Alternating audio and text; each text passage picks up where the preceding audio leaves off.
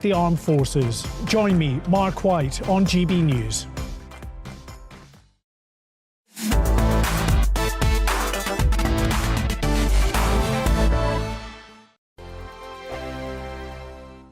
First and foremost, I am a GB News fan, and I was before I was working here. Just love the fact that we're asking the questions that a lot of establishment media won't ask. With a bit of a twist, we not only want to inform you, but we want to keep you entertained. It's worth the drive because you get in and the team's all ready and waiting, they're itching to go, and it's a proper little family. GB News is the people's channel. It's the audience that makes the programme sing. We're giving our viewers and our listeners a voice. I see the thousands of your letters, tweets, emails, you name it, coming in. Britain is broken. How on earth did we get into this mess? But more importantly, how do we get out of it? The establishment had their chance. Now we're here to represent you. It's time for something different.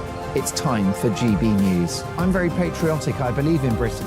Our best days lie ahead. Britain's watching. Britain's watching. Join us here on GB News. The people's channel. Britain's news channel.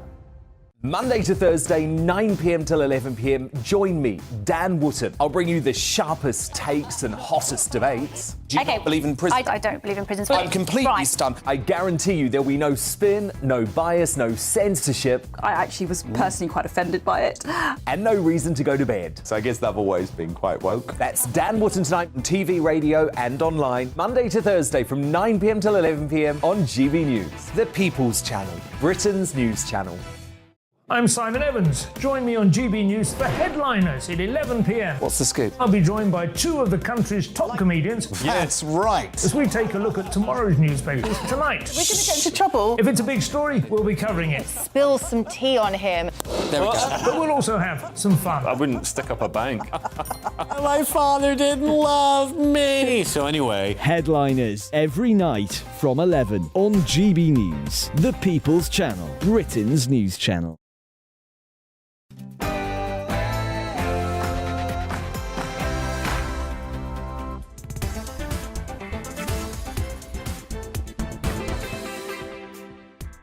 Hello and welcome to GB News on TV, online and on digital radio. I'm Nana Akua, and for the next 2 hours, me and my panel will be taking on some of the big topics hitting the headlines right now.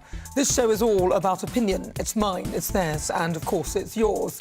We'll be debating, discussing, and at times we will disagree, but no one will be cancelled. So joining me today, it's columnist and broadcaster Lizzie Cundy, and also political commentator Sam Dowler. Before we get started, let's get your latest news headlines.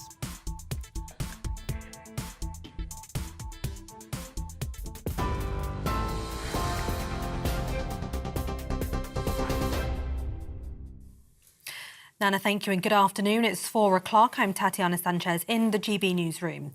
The Home Secretary has defended a plan to send illegal migrants to Rwanda. That's as the government confirmed more than 200 people crossed the channel yesterday following 5 days of inactivity. Suella Braverman is in the Rwandan capital, Kigali, where she's been given a tour of a housing site which will provide long-term accommodation for refugees. She maintains the government's deportation policy, which has faced some criticism, will act as a powerful deterrent for those considering dangerous journeys in small boats.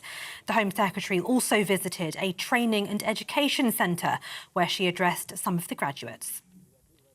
We are absolutely delighted and excited about our partnership with Rwanda to be creating a vibrant community here, to be a positive, secure, beautiful haven and home for many thousands of people. And I'm really excited about the contribution that these talented graduates will be making to the prosperity of Rwanda and the security of many, many people. Donald Trump says he expects to be arrested on Tuesday. And writing on his website Truth Social, he called on his supporters to protest and take the nation back. The Manhattan District Attorney's Office is likely to bring charges against the former US president over an alleged hush money payment made to the adult film star Stormy Daniels in the run-up to the 2016 election. No former president has ever been criminally charged.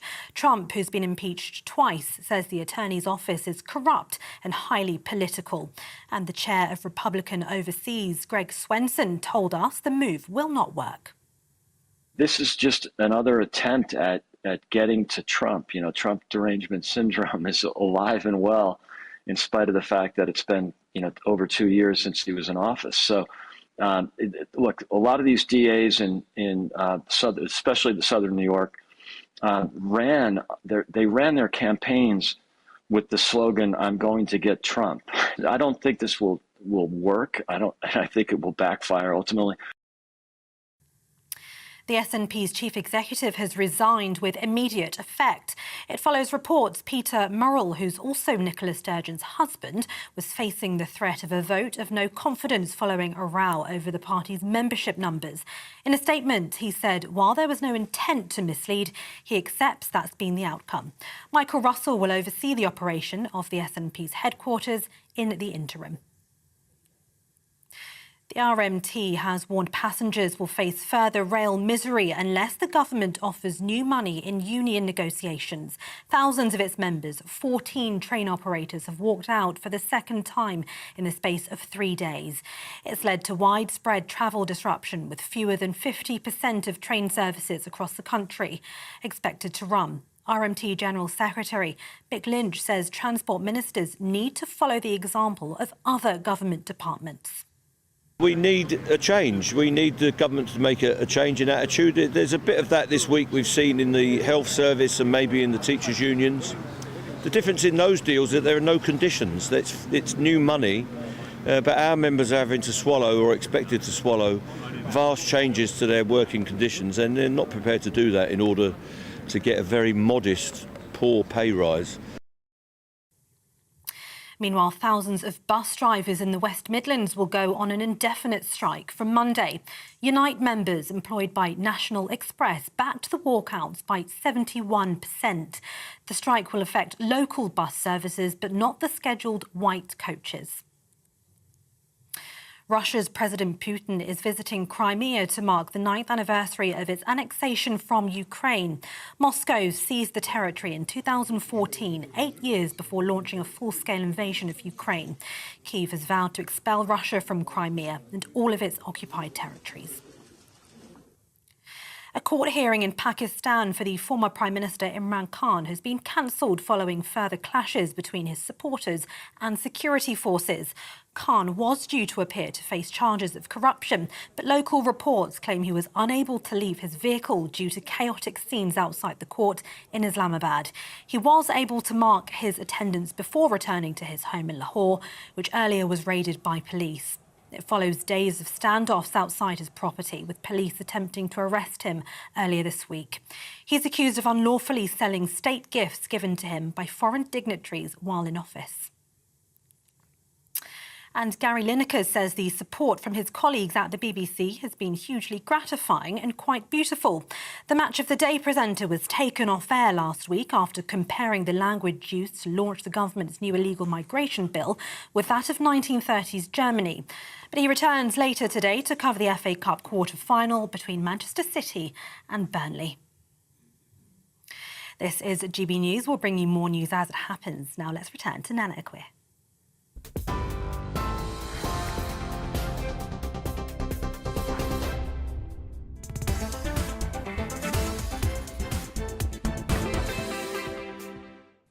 Good afternoon. It is fast approaching 7 minutes after 4 o'clock. This is GB News on TV, online and on digital radio. You're with me. I'm Nana Akua.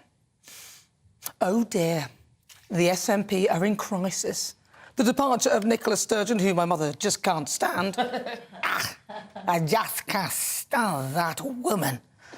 After her disastrous gender reforms, which many have blamed for the SNP losing 40% of its membership, not helped by 3 shockingly bad candidates to potentially replace her, has left the SNP in dire straits.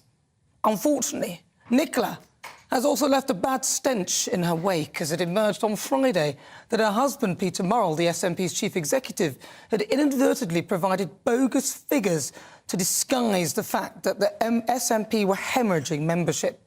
Murray Foote, the SNP's head of communications and research, had been apparently told to deny reports that the party had lost some 30,000 members. He branded reports as inaccurate and drivel, but it turned out that the reports were in fact true. And Murray claimed he'd been misled, and it was only after two of the three leadership candidates, Kate Forbes and Ash Regan, wrote to Peter Murrell, that's Nicola's hubby, to force his hand, that the actual figures were released. Peter claimed that he had now become a distraction. Well, where have we heard that before? From the leadership race, and he resigned before he was pushed. And it's not going that well for the candidates either. The other day, front-runner devout Muslim SNP favourite Humza Yousaf, who ducked the same-sex marriage vote, provided us with an insight into his skills of tact and diplomacy, with this disastrous comment when he was speaking to women from Ukraine. Okay. So one question I have is, where are all the men? What a flaming stupid and insensitive question. The men are currently fighting and dying in Putin's unprovoked war. More like Humza useless. He was even caught driving without insurance as transport minister. I mean, you couldn't make this up. Then there's candidate number two, Kate Forbes, a so-called a rising star within the party, although she's also a member of the Free Church of Scotland, which may prove a problem due to their opposition to abortion and same-sex marriage, which many believe is regressive and could affect her objective decision-making when it comes to these issues.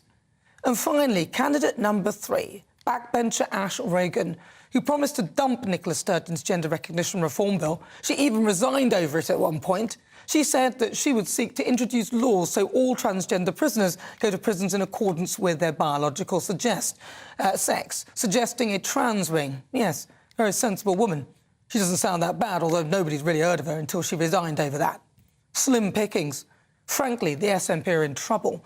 Whilst the 89-year-old party are, as a spokesperson said, after many years of delivering for the people across Scotland and working towards a better future as an independent country, the SNP remains the biggest and indeed the only mass membership party in Scotland, and that we remain grateful to our large and committed membership for all their support, which has done so much to fuel our electoral success.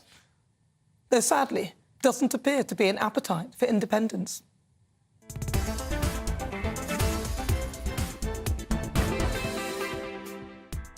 So before we get stuck into the debate, here's what else is coming up today.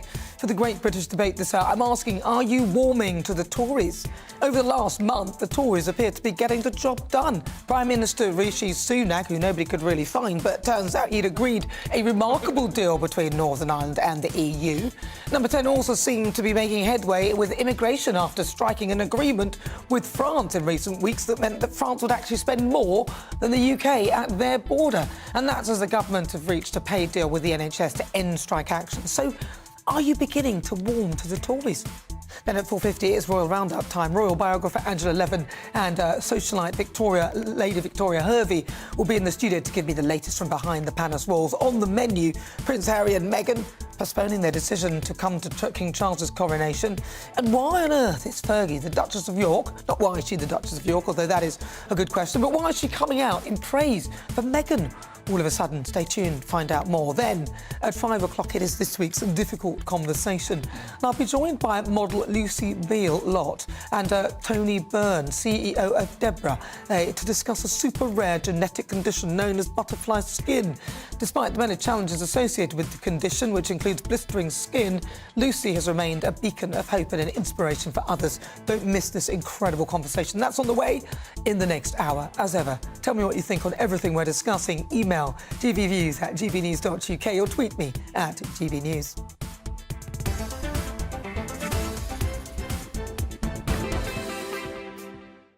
Right, let's welcome again to my panel broadcaster and columnist Lizzie Cundy and also broadcaster and political commentator Sam Dowler. Well, nice to see you. Nice to see you. See you, nice. Yeah. Now, look, Nicola Sturgeon, she's sort of gone now, isn't she? Yeah. Thank God.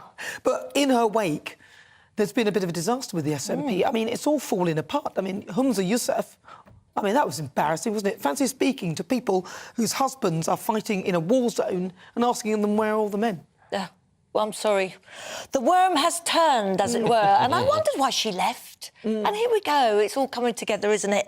Her hubby, Peter Murrell, You see, I smell a rat here, I really do. I've got to say.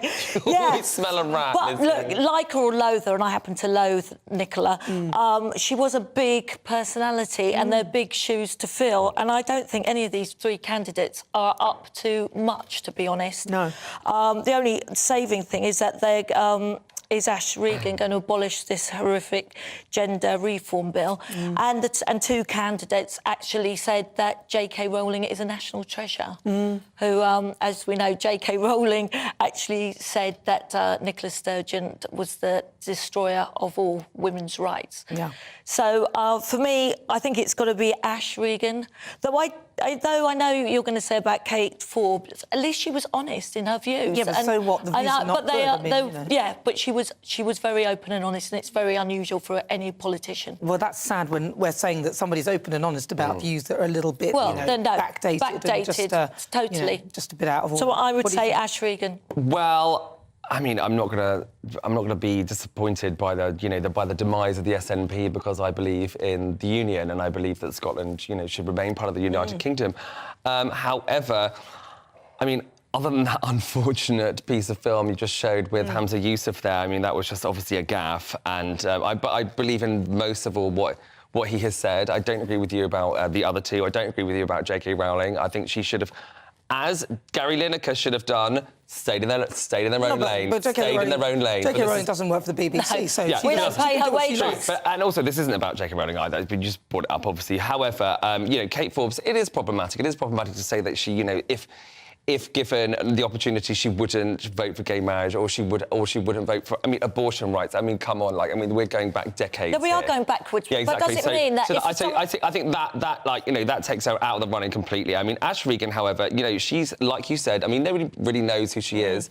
So I think, look, Hamza Yusuf is a, he's a safe pair of hands. I mean, he might have done a gaffe, but other than that... No, he didn't have insurance either. And he was like Minister of Transport. And again, these are just small errors. No, this is not a small error. Come on. So you're driving basically illegal whilst being the Minister for Transport? Exactly. No, it's not acceptable. But that's like Rishi Sunak with his no seatbelt. Yeah, I think there's nowhere near it. Not wearing a seatbelt is like, OK, you shouldn't be doing that. But actually not having the correct papers for you. I think that would have been an oversight on his part. At least Ash Regan and Kate Forbes aren't using the trans community as a political football to win points. Well, it hasn't, but it never won them any points. No, ever. they lost. That's the whole point. Like it was a disaster. And whether you think that that's why Nicola Sturgeon resigned or anything it would have been one of the reasons. But I don't think trans people at all would have been. What again? They don't want to be dragged into the conversation. With that. Well, and I'm sorry. And she and her husband, she knew this was coming. Well, he would have got a no confidence vote anyway. That does reek slightly that that's. It does reek of a bad smell, leaving a trail behind her. To be honest, the party is now literally hemorrhaging. I mean, since October, which is when Nicola started talking about reforms and everything, and that is actually when Ash Regan decided to sort of resign. And then she obviously came back, but. The fact of this is that they started hemming votes at that point, and they lost roughly 30,000 members in such a short space of time. Oh, it's a disaster. They're going. It's a disaster. But also membership, like you say, like with the Tory party, for example, the membership is 140,000. Like these aren't people that. Like, being a member of the party, it means, you pay your membership fee, etc., etc. Who really cares? No, but that does say something about the party itself. But anyway, what are your thoughts if you're watching live? Welcome. Great to have your company. You're with me. I'm Nana Akua. This is GB News on TV, online and on digital radio. Maybe you're in Scotland and you think otherwise. After the break, it's time for our Great British Debate this hour. And I'm asking, are you warming to the Tories? From striking a deal with the EU. Remember the way Ursula von der Leyen looked at him? That was all over the Northern Ireland protocol. Seriously, that was her eyes were glazed over with the look of love. And then taking affirmative action to help to resolve the immigration issue. Again, a lot of bromance from Macron. He looked at him with the look of love as well. I don't know what Rishi's doing to these people. Is the government changing your opinion? Do you think Keir Starmer could do that to Ursula and Macron? And then at 5, it's this week's difficult conversation. I'll be joined by model Lucy Bill Lott to discuss a very rare genetic condition known as butterfly skin and the challenges that she faces day to day living with it. You won't want to miss that. Stay tuned. Send me your thoughts as ever. Email gbviews@gbnews.uk and tell me what you think. You can also tweet me at GBNews. And I've got a poll up right now asking that very question. Are you warming to the Tories? Cast your vote now, don't go anywhere.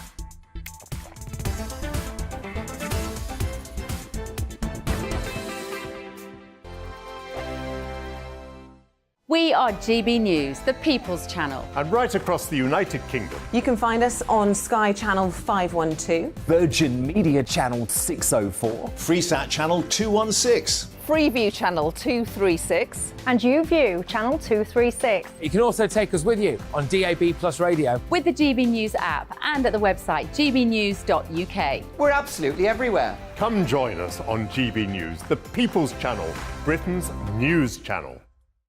Monday to Thursday, 9 p.m. till 11 p.m. Join me, Dan Wootton. I'll bring you the sharpest takes and hottest debates. Do you not believe in prison? I don't believe in prisons. I'm completely stumped. I guarantee you there'll be no spin, no bias, no censorship. I actually was personally quite offended by it.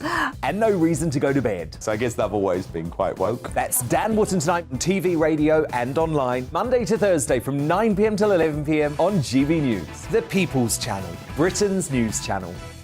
Hello, I'm Michelle Dewberry, and you can join me every weekday 6 till 7 on Jubes and Kerr. You're an inspiration to us all. Clip that bit up. Well, you are. That's my ringtone. My political ambitions are, those days are gone, I can tell you. She's only teasing. Go on. He's probably going to want to lay down now. I'll give him 2 minutes to have one. Let's respectfully disagree. That's what we like on Jubes and Kerr. Come and join us. GB News, the People's Channel.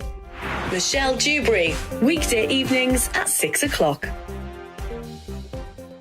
I'm Simon Evans. Join me on GB News for Headliners at 11 p.m. What's the scoop? I'll be joined by 2 of the country's top comedians. That's right. As we take a look at tomorrow's newspapers tonight. We're going to get into trouble. If it's a big story, we'll be covering it. Spill some tea on him. There we go. But we'll also have some fun. I wouldn't stick up a bank.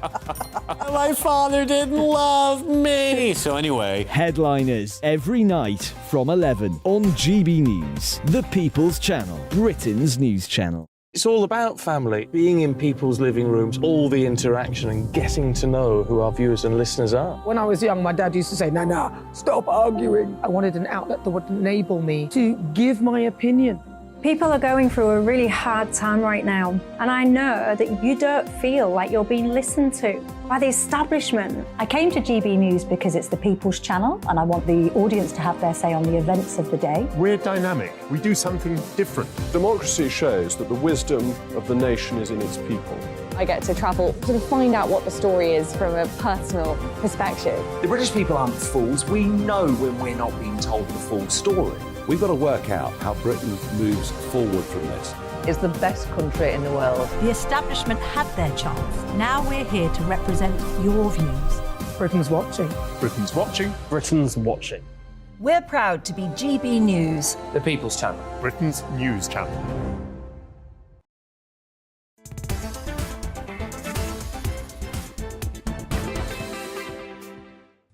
Good afternoon. It's fast approaching 21 minutes after 4 o'clock. This is GB News. We are the People's Channel, live on TV, online and on digital radio. Now, I'm Nana Akua. Before the break, we were discussing the SNP in crisis. Let's have a quick look at what you've been saying. Ross says, I also can't stand that woman. Not me. You mean Nicola, I know. Alan says, great stuff, Nana. Bye-bye, SNP. It would seem that way, doesn't it? John says, hi, Nana. What a wonderful day for us Scots. Hooray! Good. Good to hear from those in Scotland as well. Thank you so much for your thoughts. Right, well, it's time for our great British debate this hour. And I'm asking, are you warming to the Tories? Now, as Chancellor Jeremy Hunt revealed his spring budget this week, the Conservatives appear to be narrowing the gap with the Labour Party. Now, according to a poll conducted by Savanta, earlier in the week, Hunt also announced a rescue deal which saved thousands of jobs as the UK arm of the US bank, Silicon Valley Bank, which was sold to the HSBC for £1.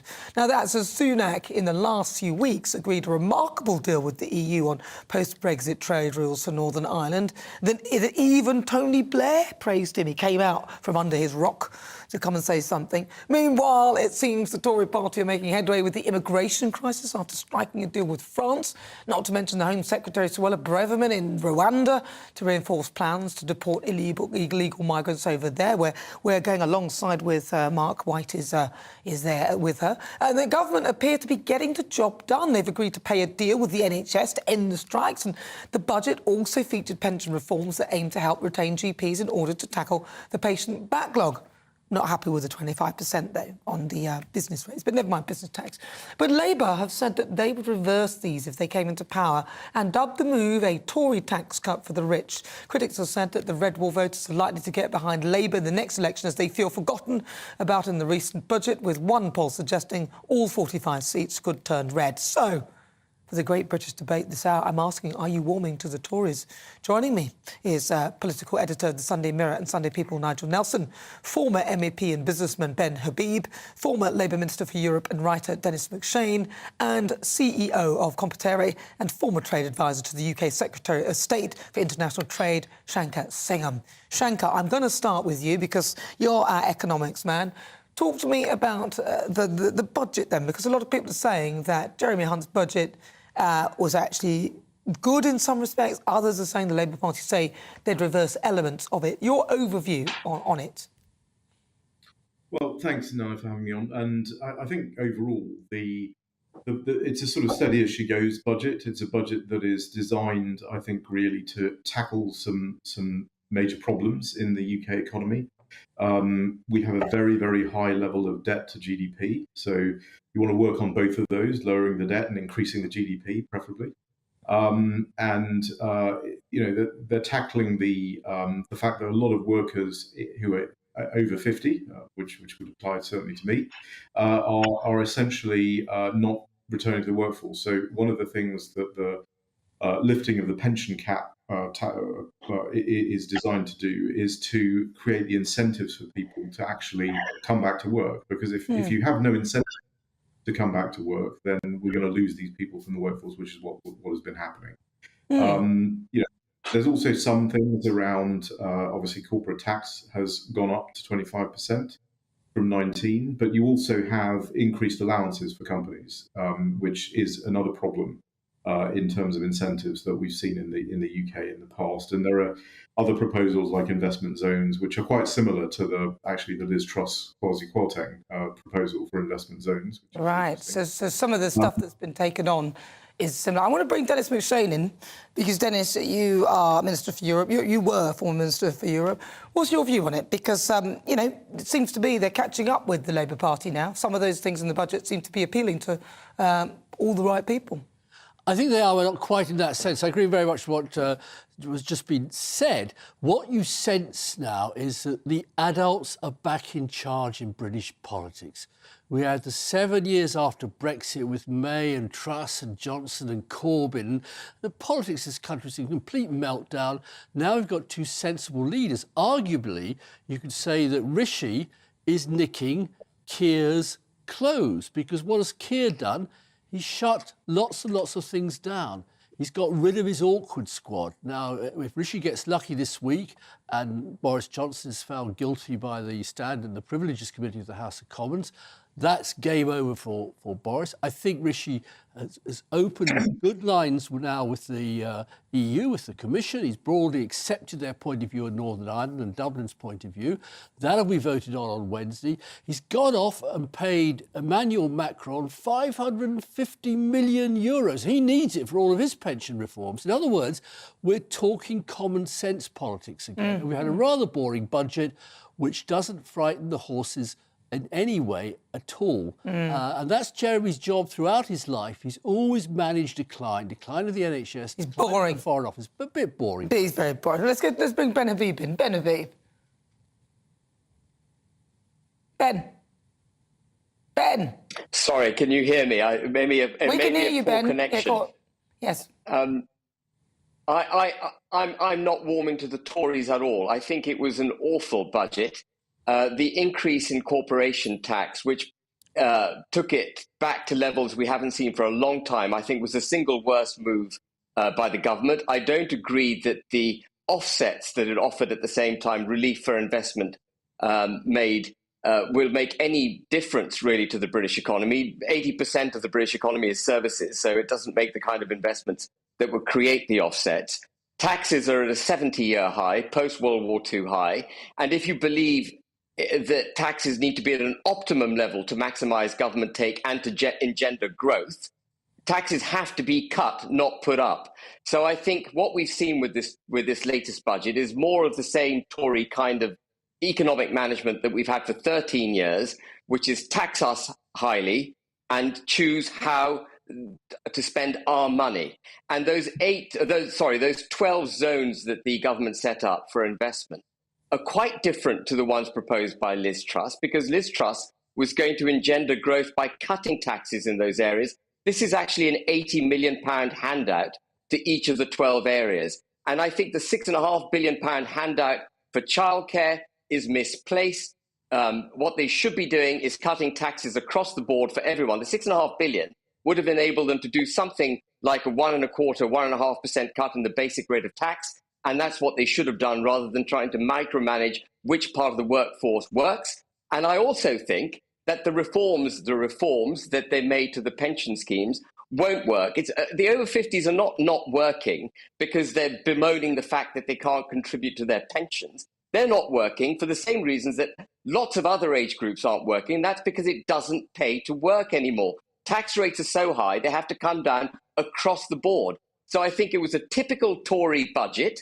It's not Tory in its traditional sense. It's high taxation, and the choice goes to the government as to how to spend the money. And we're not going to get growth in the economy until the government recognises it has to cut taxes. And without growth, by the way, and this is, I disagree with Shankar on this point as well. Without growth, there's no reduction in debt. In fact, you will never get a reduction in debt. Yeah. The only way to get debt under control is by growing the economy. Okay, let's bring Nigel in. Nigel. Yeah, far from being a Tory budget, I thought it was rather a Labour one. Aside from abolishing the lifetime pension allowance, which I thought was a slightly odd decision, the rest of the budget seemed to be essentially what Keir Starmer had been calling for. So we had the 2,500 energy price guarantee maintained, freeze on fuel duty, free extra childcare. They even nicked Labour's plan for a Great British Energy Company by announcing Great British Nuclear. So, as I say, aside from the pension allowance, there were all the things that Labour have been calling for. So, as far as warming to the Tories go, I'd have thought people might warm to Labour on the basis of a budget like this. Well, if they're doing all the stuff that the Labour Party would have done, and people would have gone for the Labour Party, then there's not much in it. Do you think that there is a sea shift there? Do you feel that there's a change and that people are actually warming? Dennis, what do you think? Do you feel that there's... Not yet. I mean, you look at the polls, the Tories now say you no longer have minus 20%. They're minus 18, they're minus 17%. No. It was minus 20 and now it's minus 11. No, in one poll. Now, look, none of us in this conversation, Nana, are going to get into an argument on polls. You better not. Absolutely You ain't going to win. So, I think Sunak's calmed a lot of people down. That should be good for Labour. We've just heard Ben, and Ben represents, as it were, the angry part of Britain that's always been permanently dissatisfied for the last 20 years, and he's very angry again. Oh, hang on. You can't just say that. And Ben, he said you're very angry. You represent the angry part of Britain. Ben. Oh, I'm not dissatisfied.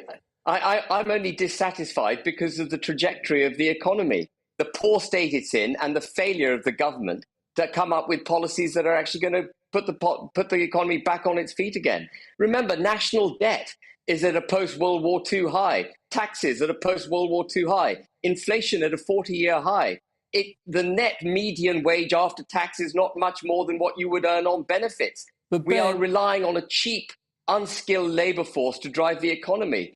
The economy is broken. Public sector is broken. But that's not what Shankar's saying. Shankar, you're not saying that. Shankar, isn't this what we needed, though, in terms of a budget? I mean, that's what Jeremy Hunt seems to think. Where I agree with that is there does need to be a focus on growth. And we are seeing policies that are beginning and in the very, very early stages, I would say, of doing that. So, for example, one of the things that isn't talked about very much in the budget is regulatory review for innovation and creative industries and so forth. And you're going to get a much, much bigger impact on GDP per capita from these microeconomic regulatory reforms. And that is what we need to accelerate. Now, we've had some in the financial services sector. We need to have a lot more and a lot more quickly. I think with regard to GDP on the one hand and debt on the other hand, obviously you have to work on both. GDP per capita in the UK, going back to 2004-05, was around the same level as the US. We were both around. Well, listen, Shanker, we're running out of time. We are running out of time. Sorry, I had to stop you there. But my point is that it's widened massively, and Right. for the last 30 years we've had very sluggish growth, and we do need to focus on these things. But we have to do it in a sensible fashion. And briefly, are the Tories doing it in a sensible fashion? Yes or no, Shanker? Well, I'd like to see Yes the or no? I'd like to see the pace increase. I would like to see the pace increase. Okay, But I think we've yes or no, started that process.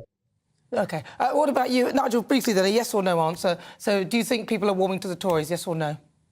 The answer's no, and it all depends for the election. No, yes or no? What's wrong with these people? Yes or no? Dennis McShane, yes or no? Are people warming? Not yet. And Ben Habib, yes or no? Oh God, Ben's not going to answer. He's not going to. Well, I'm definitely a no. I'm a no. Yeah, I think the Tories are a disaster. All right.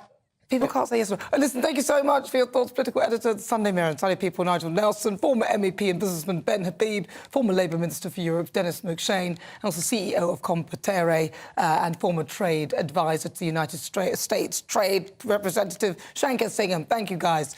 You're with me, I'm Nana Akua. This is GB News on TV, online and on digital radio. On the way, we'll continue with our great British debate this hour. I'm asking, are you warming to the Tories? You'll hear the thoughts of my panel columnist and broadcaster Lizzie Cundy, and also political commentator and broadcaster Sam Dowler. But first, let's get your latest news headlines.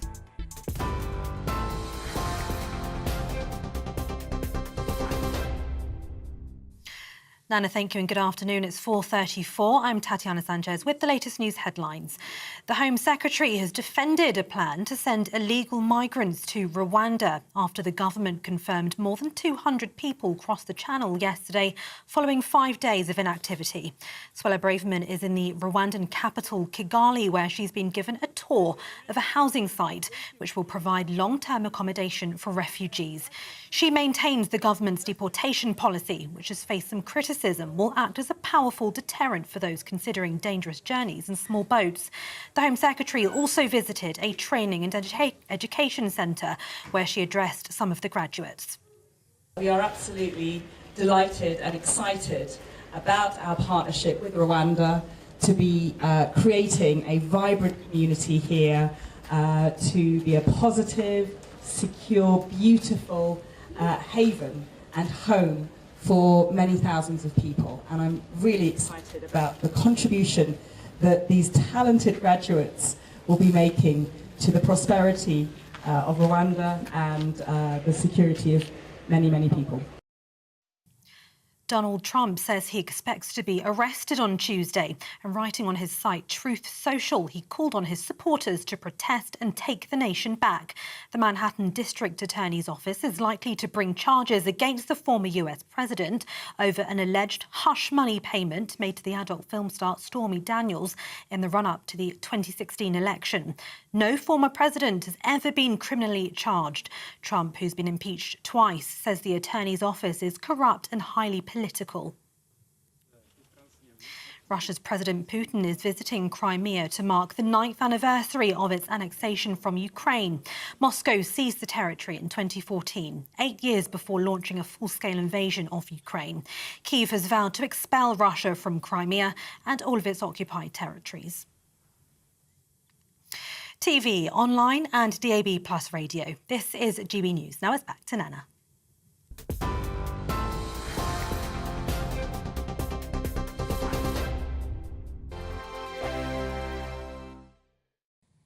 Well, stay with us because on GB News, lots more to come, including at 5. I'll be joined by model Lucy Beale-Lott to discuss a rare genetic condition known as butterfly skin and the challenges she faces day-to-day living with it. You won't want to miss that. We'll be back with you after this.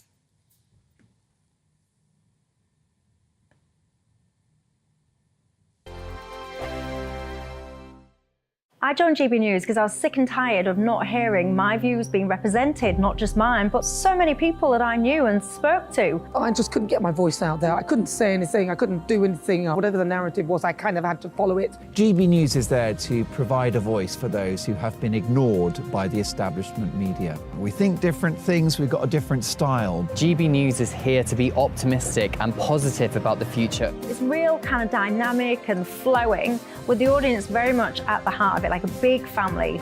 Here at GB News, we talk about the things that matter to you. Hearing the voices from right across our towns and cities, especially our towns. All sides of the argument represented with a heavy dose of opinion. We're on a mission here to make a difference. And the GB News family really is here for you, and whatever time of day you can watch or listen. Britain's watching. Britain's watching. We're proud to be GB News. The People's Channel. Britain's news channel.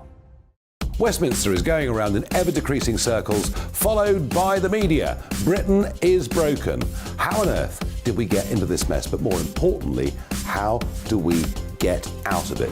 Join me at 7 p.m, Mondays to Thursdays on Farage, here on GB News. We will have open, rational debate. We've got to work out how Britain moves forward from this. Join us here on GB News, the People's Channel. Britain is watching. You've probably seen politicians interviewed 1,000 times, but we do it differently. We find out who they really are, we don't shout, we chat, and hopefully we bring a bit of light, not just heat. Did you know Kate Moss? Apparently. Do you have a pair of jeans or a pair of jeans? No, of course I don't. What would I do with them? My friends are like, oh my God, what's she doing now? Join me every Sunday at 6 for Gloria Meets, only on GB News, the People's Channel, Britain's news channel. I'm Jacob Rees-Mogg, the Member of Parliament for North East Somerset and a former government minister. For years, I've walked the corridors of power in both Westminster and the City of London. I campaigned in the largest democratic vote in our island's story. I know this country has so much to be proud of. We need to have the arguments, the discussions on how we make it better. The wisdom of the nation is in its people. Vox Populi, Vox Dei. That's why I'm joining the People's Channel. Join me Monday to Thursday at 8 p.m. on GB News, Britain's news channel. I'm Mark White. As GB News Home and Security Editor, I cover those key issues that are so important to you. Our authorities, our communities doing all they can to combat violent crime. With the public services under unbearable strain, why are we still failing to control our borders? Defence, the first priority of any government, has been continually hollowed out. Can we trust our politicians to protect the armed forces? Join me, Mark White, on GB News.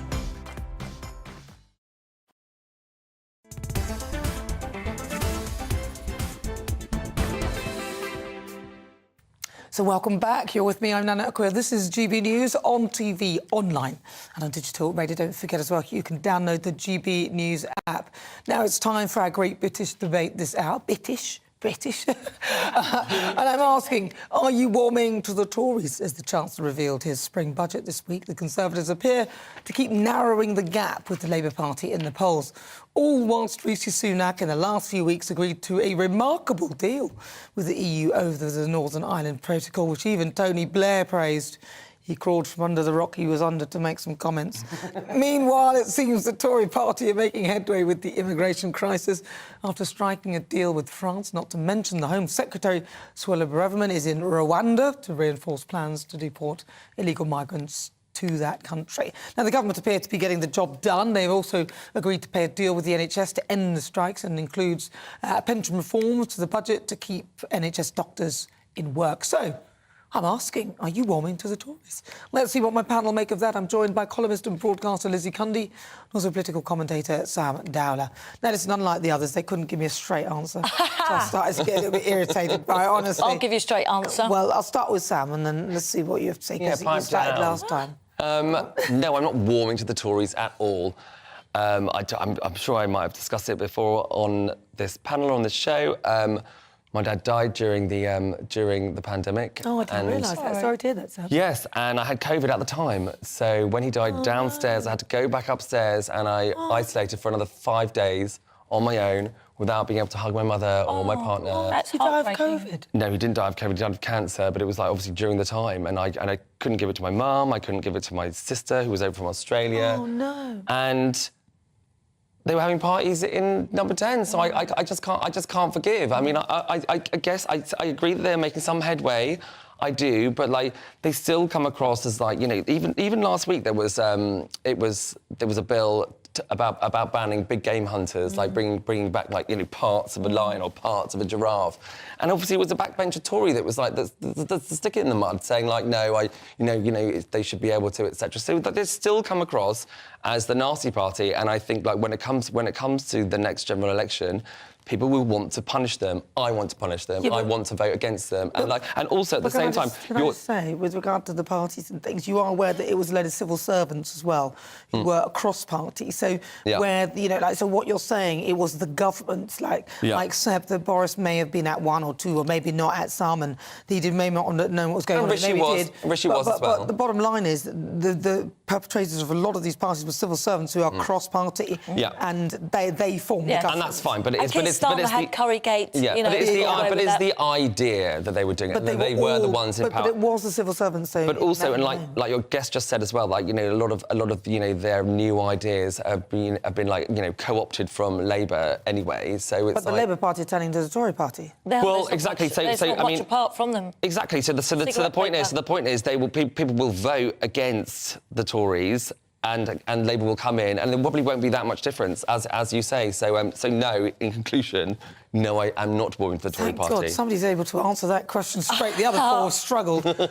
Lizzie. Warming to the Tories. The answer is no way. Every time I hear them, I put on my overcoat and turn up the radiators. I really am sick to death of them, and just because, I mean, people's memories go back a little bit further than just this budget with a few gimmicks. That's probably a lot of what their policies are going to take 2 years anyway to fulfil. Now shall we go through their track record? I mean, just look at immigration. Legals costing 8 million a day. We had Truss's awful, disastrous mini budget, which all spooked the markets. She just did it in all the wrong way. Highest tax burden since World War II.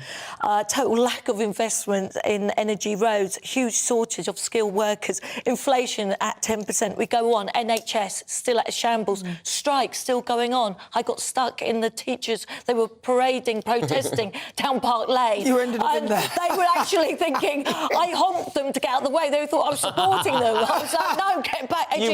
You were supporting them there as well. You were supporting them as well. But what you just said with regard to strikes, I mean, you are aware that the Labour Party, which is the only other option, are in hock with the unions. Well, and of course, a lot of these strikes were. I'm not voting for Keir Starmer. I would vote for reform. I would not vote for Keir Starmer. Sit on the fence anymore. He gets splinters. He wasn't even with the strikes. He wouldn't have gone on the picket lines, would he? What did he think? No. He doesn't know what a woman is. I can't have a leader with that. I won't keep going on about that. But Rwanda is also. As a woman, I'm absolutely going on about it. I don't want women to forget that the leader of the opposition was unable to determine whether a woman has a penis or not. That is ridiculous. That was a trap set by the interviewer to make him make a mistake. Sorry, hang on. Let me see if Sam falls into the trap. Does a woman have a penis? Well, a woman is an adult human. Does a woman have a female, penis? But also, I believe that a trans woman is a woman as well. Does a woman have a penis? Well, no. Oh, come on, no, there you go. He's answered it. A woman doesn't have a penis. How can the leader of the opposition party say a woman has a penis? It's because they were trying to trap him into saying something. They're not trying to trap him. They did exactly what they wanted. That's why we're still talking about it now. If that's a female adult, why couldn't he just say it? Because he was so scared of upsetting this person or maybe that, and trying to be in with the minority and say the right thing, and he got it totally. He's married, isn't he? He's married and he's got children. His wife said, "You fool! What are you talking about?" Of course, I hope you know what a woman is. Or maybe she's got. Maybe she's got a point. No, we won't go there. Another thing I have to say. The whole thing is obviously a cultural nightmare, and that's why that happened. But that was one specific interview with Keir Starmer. For the rest of the time, I think like he is, you know, he's a stand-up individual, and I will vote for him. And I do want him to be our Prime Minister. Personality of what? Okay, so can we bring it back to the Tory party then? Yeah, but is it really going to? Is Rwanda really going to happen? 140 million. But Lizzie, What do It's you costing. think, though? If you look at it, then, as you said, you go for reform, you don't want the Labour Party and all that. Reform are unlikely to get in, so one vote to reform is probably one taken towards the Labour Party. Ultimately, although potentially the two, Conservative and Reform, could potentially have a coalition, and then you've got a larger party. But the fact remains that some of the things that Rishi has done in the last few months, because it's only really been a few months while he's been in charge, have actually moved things forward, and they have progressed things. The Tories are catching up. 10 points, they've caught up 10 points. Instead of a 20-point lag, it's now about 11 points. Yeah, I don't think, and I'll be honest, people will forgive Rishi for backstabbing Boris, and I think that's a bit... People don't trust him. I don't trust him. And he's giving away our taxpayers' money. Rwanda, another 140 million. How is this going to really work out? People are getting sick of this. And it isn't... I hold my breath. I'm going to say now it won't happen. What do you mean? I've got to stop you. She can stay there. Listen, this show's nothing with you and your views. Let's welcome our great British voices, their opportunity to be on the show and tell us what they think about the topics we're discussing. Let's go over to Lee Harris. Where is he? Is he in Bristol still? I reckon, yeah, unless he's moved. Lee, you've got about a minute. Lee, what do you think? Are you warming to the Tories? Surely they are doing something that is useful now. Yeah, there's definitely been an improvement in the polls, you know, for some of the reasons you've mentioned, but I'll be quick, so I won't repeat what you said. But I think it is too early to tell. Labour are still dominating, and sadly as it stands, they'll almost certainly form the next government. You know, in my view, there are three key areas the Conservatives need to focus on to have any chance of winning the next election. Really simple. The economy, which is fixing the cost of living crisis and improving the tax burden, immigration, and the culture war. In that order as well. The cost of living crisis is probably the single most important thing concerning voters, and it's damaging the Conservatives. And currently, most people who are polled say they feel worse off since the start of the pandemic. If the Conservatives can turn this around and get lucky with inflation, this is going to give them a huge boost. Number two, immigration. If they can make a real difference to illegal immigration, this is going to really boost their chances. Immigration is still one of the biggest reasons the Red Wall are hesitant for voting for Labour, and the Tories need to capitalise on that. And just the very last point, and in my view, a very important one, is the culture war. For me, this is one of the most important, where the Tories are actually slightly ahead. In my view, the public are more aligned with Conservative values than Labour when it comes to these ridiculous woke progressive politics. You know, a recent example is Nicola Sturgeon's ridiculous gender recognition reform bill. Yeah, that was just a joke. Labour and Starmer welcomed it, Tories blocked it. And as it happens, the majority of people agreed with the Conservatives. Well, listen, Lee, it cost her a job, didn't it? Listen, Lee Harris, thank you so much. Always a pleasure. That's Lee Harris. He's our great British voice in Bristol. Thank you so much. Well, you're with me. I'm Nana Akua. This is GB News on TV, online and on digital radio. After the break, it's time for our Royal Roundup.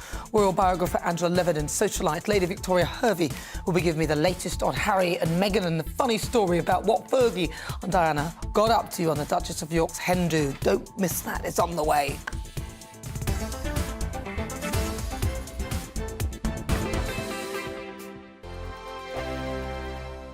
Monday to Thursday nights on GB News. At 6, it's Dubes & Co. 7 o'clock, Farage. At 8, join Jacob Rees-Mogg. And at 9, Dan Wootton Tonight, followed by Headliners. On TV, radio and online. This is GB News.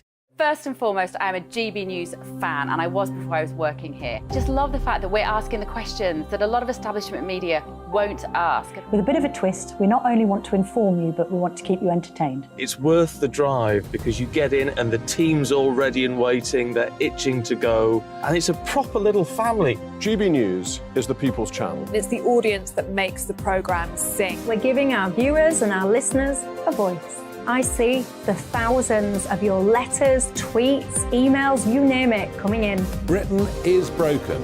How on earth did we get into this mess? But more importantly, how do we get out of it? The establishment had their chance. Now we're here to represent you. It's time for something different. It's time for GB News. I'm very patriotic. I believe in Britain. Our best days lie ahead. Britain's watching. Britain's watching. Join us here on GB News. The people's channel. Britain's news channel. Join me, Patrick Christie's Monday to Friday, 3 till 6. We tackle the day's news agenda like you've never seen before. It's high tempo, high octane, the most controversial topics and the best guests. You will not be able to take your eyes and ears off it. I'm not afraid to ask the questions that you really want answered. 3 till 6 p.m. Monday to Friday on GB News, the People's Channel, Britain's news channel. GB News has its own late-night paper preview show, Headliners, where comedians take you through the next day's top news stories. You don't have to bother reading the newspaper, we've got it covered for you. Headliners, every night at 11 p.m. and repeated every morning at 5 a.m. We won't send you to sleep like some of the other paper review shows out there. GB News, the People's Channel, Britain's news channel. Join me, Camilla Tominey, on Sunday mornings from 9:30, taking the politicians to task and breaking out of SW1 to see how their decisions are affecting you across the UK. Bursting the Westminster bubble every Sunday morning, only on GB News, the People's Channel. Britain's watching. I'm Michael Portillo. Join me on GB News on a Sunday morning for topical discussion, debate, arts and culture, and sometimes even some ethical dilemmas. I don't always agree with you, Michael. Michael Portillo, Sundays on GB News, the People's Channel, Britain's news channel. I'm Andrew Doyle. Join me at 7 o'clock every Sunday night for Free Speech Nation, the show where I tackle the week's biggest stories in politics and current affairs with the help of my 2 comedian panellists and a variety of special guests. Free Speech Nation, Sunday nights from 7 on GB News, the People's Channel, Britain's news channel.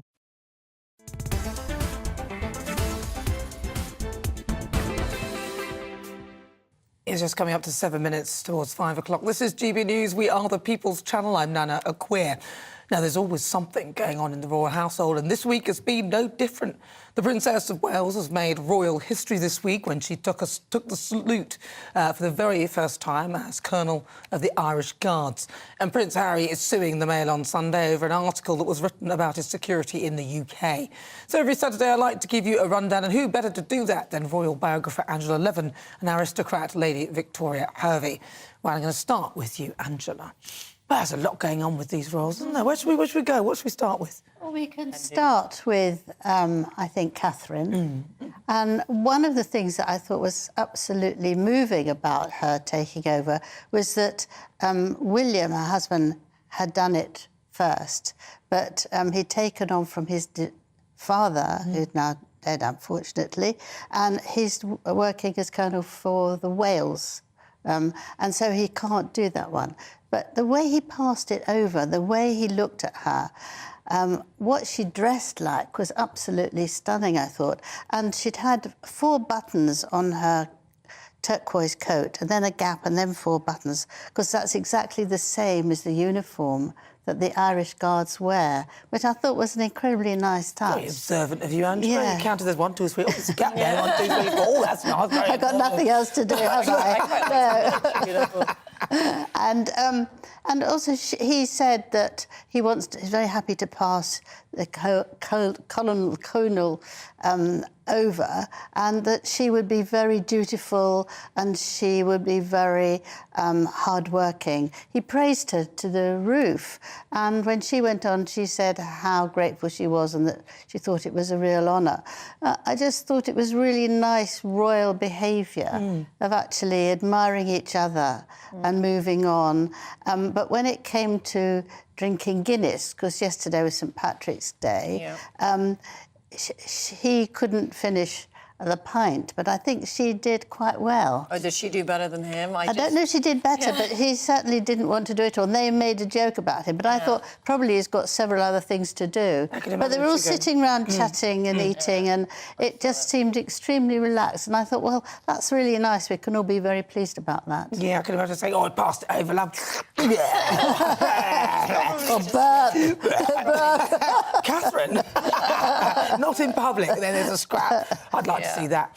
So, Lady Victoria, what's your thoughts on what's going on with the royal household? I mean, what's your specialism on this one? Are you going to do Fergie and Diana and the hen do? I think the hen do actually sounds super fun. I wish I would have been there. I've been on a couple of hen do's where we've had wigs, but we've never dressed as police. So what's the story with that? What do you mean? Dressing up as police. My experience. No. The story was that they wanted to celebrate Fergie's wedding to Prince Andrew, And they decided they'd do this, so they put their grey wigs on and they went to a club dressed as policemen. And the people working there said, I'm sorry, we don't give police drinks here. People who come here come for fun. So I'm afraid you can't have that. And they had to leave. And they were then taken in by police outside and put in a van. And Fergie saw some crisps and started eating it, so she got told off. No, it was Diana that was eating them. It was Diana? Yeah. Oh, I read it was Fergie. Oh, well, anyway, Diana ate them, and one of the policemen came close and said, oh, my God, it's the... Who is this? I mean, it's amazing. Yeah. So they got away with it. It's quite fun that they actually, because they could have easily said, like, earlier on, like, it's us, but the fact that they actually let themselves be put in the van... Oh, wow. I think that just kind of shows, like, how fun and how much, like, sense of... I'm surprised I didn't realise who they were, though. It seems a bit... Well, actually, there is a photograph of it, and I studied it very carefully. And I couldn't recognise which one is which, because they've got their grey wigs on. Yeah, apparently Diana used to love dressing up, right, in costume and wigs. Now, now, there's a story that Harry is apparently suing the Mail on Sunday. We can't talk too much about it. No. But what do we know? What's out there? Well, he's suing the Mail. It was a case that came up last year, and the judge said that they did have... Harry did have some right that not all the case that they were trying to put against him was true, and so they cut it off. And now it's come back again because the Mail on Sunday want to answer the situation and explain why they don't want to, be taken, paid a lot of money for them. So that's where it is now. But at the same time, it's all connected with Harry complaining that he hasn't had enough protection for him and his family. Well, I think if he hadn't gone around talking about that all these people that he was blowing up in his book, he wouldn't be, such a target. I think it's became... Yeah, I mean, like, now for the coronation, this is going to, like, really put him as a target, right? But now he's in much more danger because of what he said about shooting... yes, and he mentioned it also in an interview. So it's very, very difficult.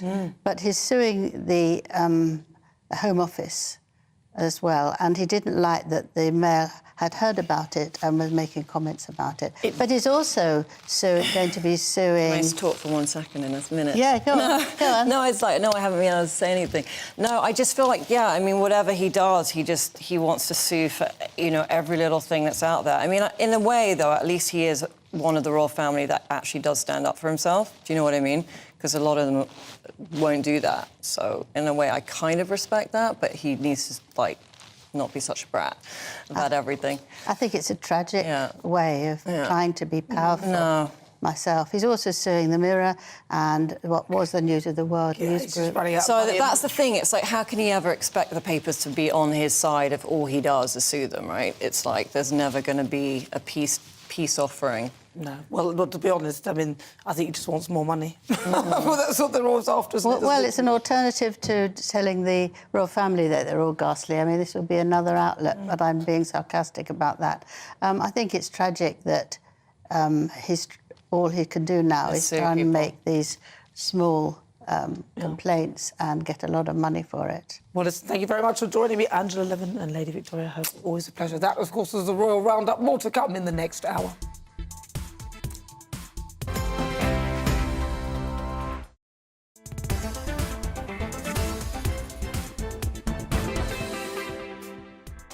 It's just gone 5 o'clock here with me. I'm Nana Akua. This is GB News on TV, online and on digital radio for the next hour. Me and my panel will be taking on some of the big topics hitting the headlines right now. On the way, difficult conversations.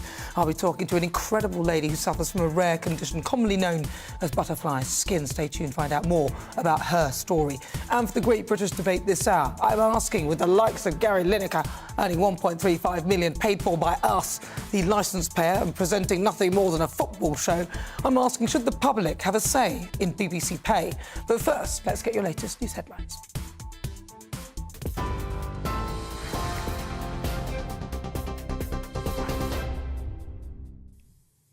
Thank you, Nana. Good afternoon. It's 1 minute past 5. I'm Tatiana Sanchez in the GB newsroom. The Home Secretary has defended a plan to send illegal migrants to Rwanda.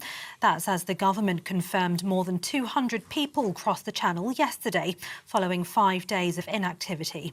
Suella Braverman is in the Rwandan capital, Kigali, where she's been given a tour of a housing site which will provide long-term accommodation for refugees. She maintains the government's deportation policy, which has faced some criticism, will act as a powerful deterrent for those considering dangerous journeys in small boats. The Home Secretary also visited a training and education centre where she addressed some of the graduates.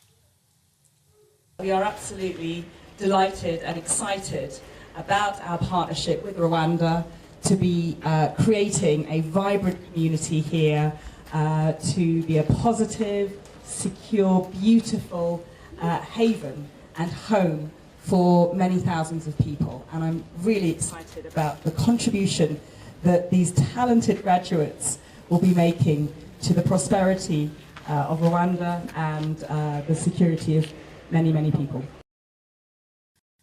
Donald Trump says he expects to be arrested on Tuesday. In writing on his site Truth Social, he called on his supporters to protest and take the nation back.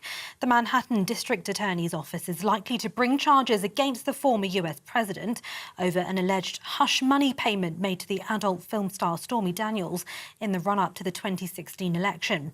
No former president has ever been criminally charged.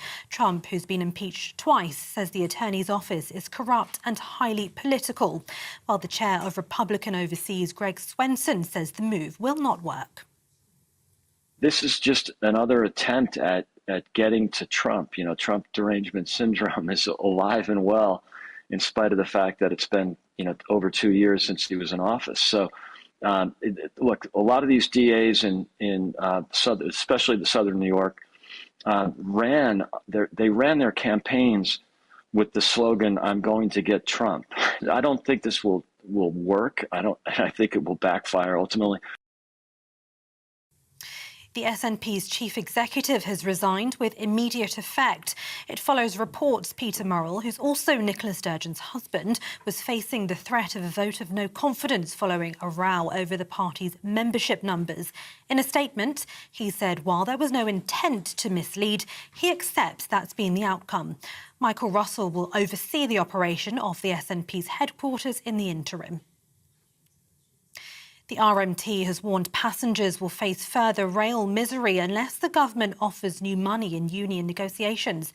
Thousands of its members at 14 train operators have walked out for the second time in the space of 3 days. It's led to widespread travel disruption, with fewer than 50% of train services across the country expected to run. RMT General Secretary Mick Lynch says transport ministers need to follow the example of other government departments. We need a change. We need the government to make a change in attitude. There's a bit of that this week we've seen in the health service and maybe in the teachers' unions. The difference in those deals is that there are no conditions. It's new money, but our members are having to swallow, or expected to swallow, vast changes to their working conditions, and they're not prepared to do that in order to get a very modest, poor pay rise. Meanwhile, thousands of bus drivers in the West Midlands will go on an indefinite strike from Monday. Unite members employed by National Express backed the walkouts by 71%. The strike will affect local bus services, but not the scheduled white coaches. Russia's President Putin is visiting Crimea to mark the 9th anniversary of its annexation from Ukraine. Moscow seized the territory in 2014, 8 years before launching a full-scale invasion of Ukraine. Kyiv has vowed to expel Russia from Crimea and all of its occupied territories. A court hearing in Pakistan for the former Prime Minister Imran Khan has been cancelled following further clashes between his supporters and security forces. Khan was due to appear to face charges of corruption, but local reports claim he was unable to leave his vehicle due to chaotic scenes outside the court in Islamabad. He was able to mark his attendance before returning to his home in Lahore, which earlier was raided by police. It follows days of standoffs outside his property, with police attempting to arrest him on Tuesday. He's accused of unlawfully selling state gifts given to him by foreign dignitaries while in office. And Gary Lineker says the support from his colleagues at the BBC has been hugely gratifying and quite beautiful. The Match of the Day presenter was taken off air last week after comparing the language used to launch the government's new illegal migration bill with that of 1930s Germany. He returns later on today to cover the FA Cup quarter-final between Manchester City and Burnley. This is GB News. We'll bring you more news as it happens. Now it's back to Nana.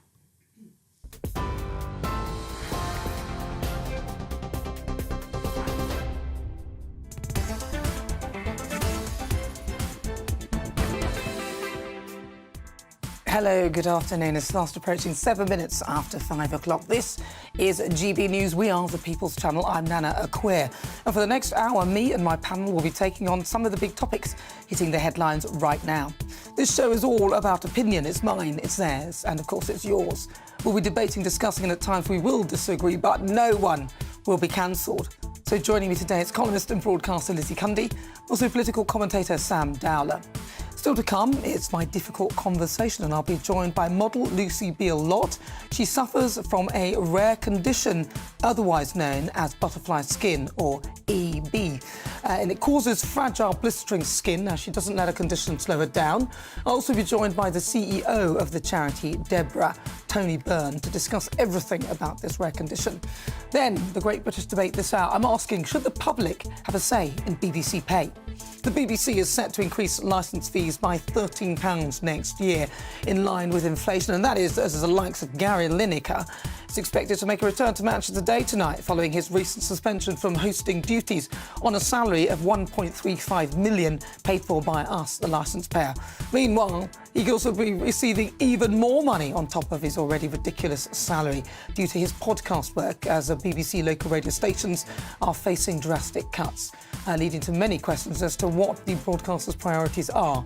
Then at 5:50, Suella Braverman, the Home Secretary of the UK, has embarked on an important visit to Rwanda this weekend as she reaffirms the nation's commitment to its deportation policy. As ever, email me your thoughts on everything we're discussing, gbviews at gbnews.uk, or tweet me at gbnews.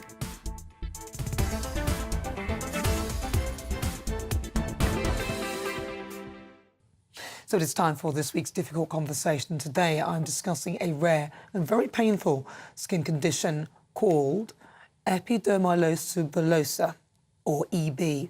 Now, it causes the skin to blister and tear at even the slightest touch, earning it the nickname butterfly skin.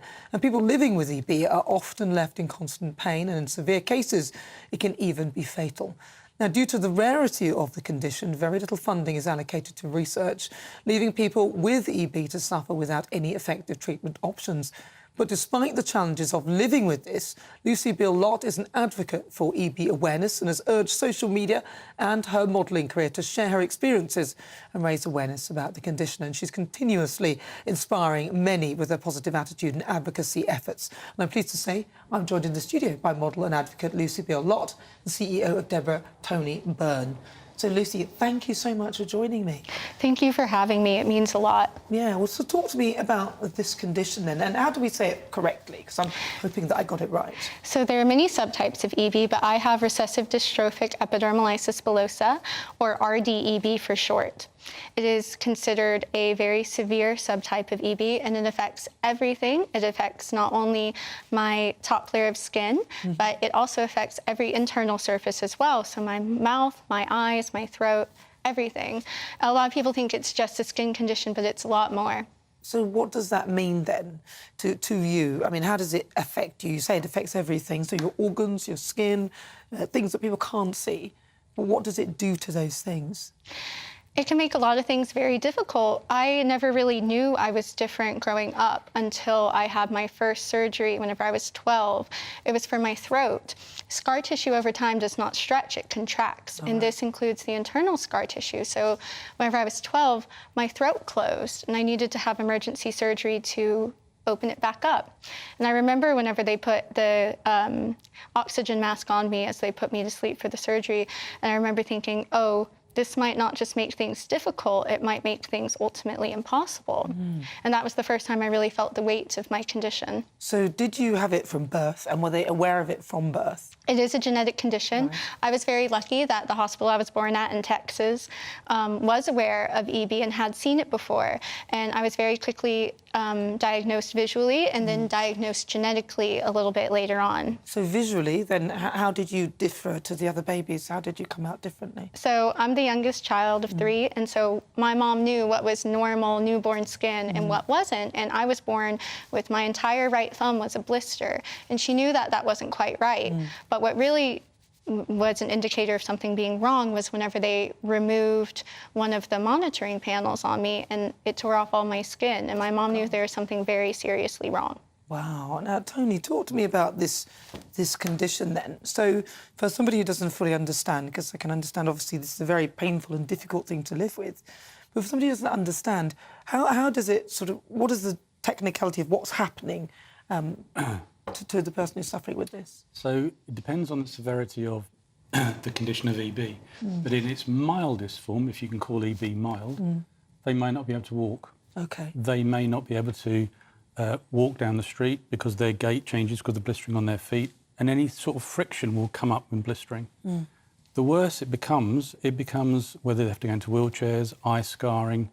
This condition is debilitating. They have to have bandages, which may take 3 hours a day to put on. They have to have a regime of drugs, which is painkillers and inflammation drugs.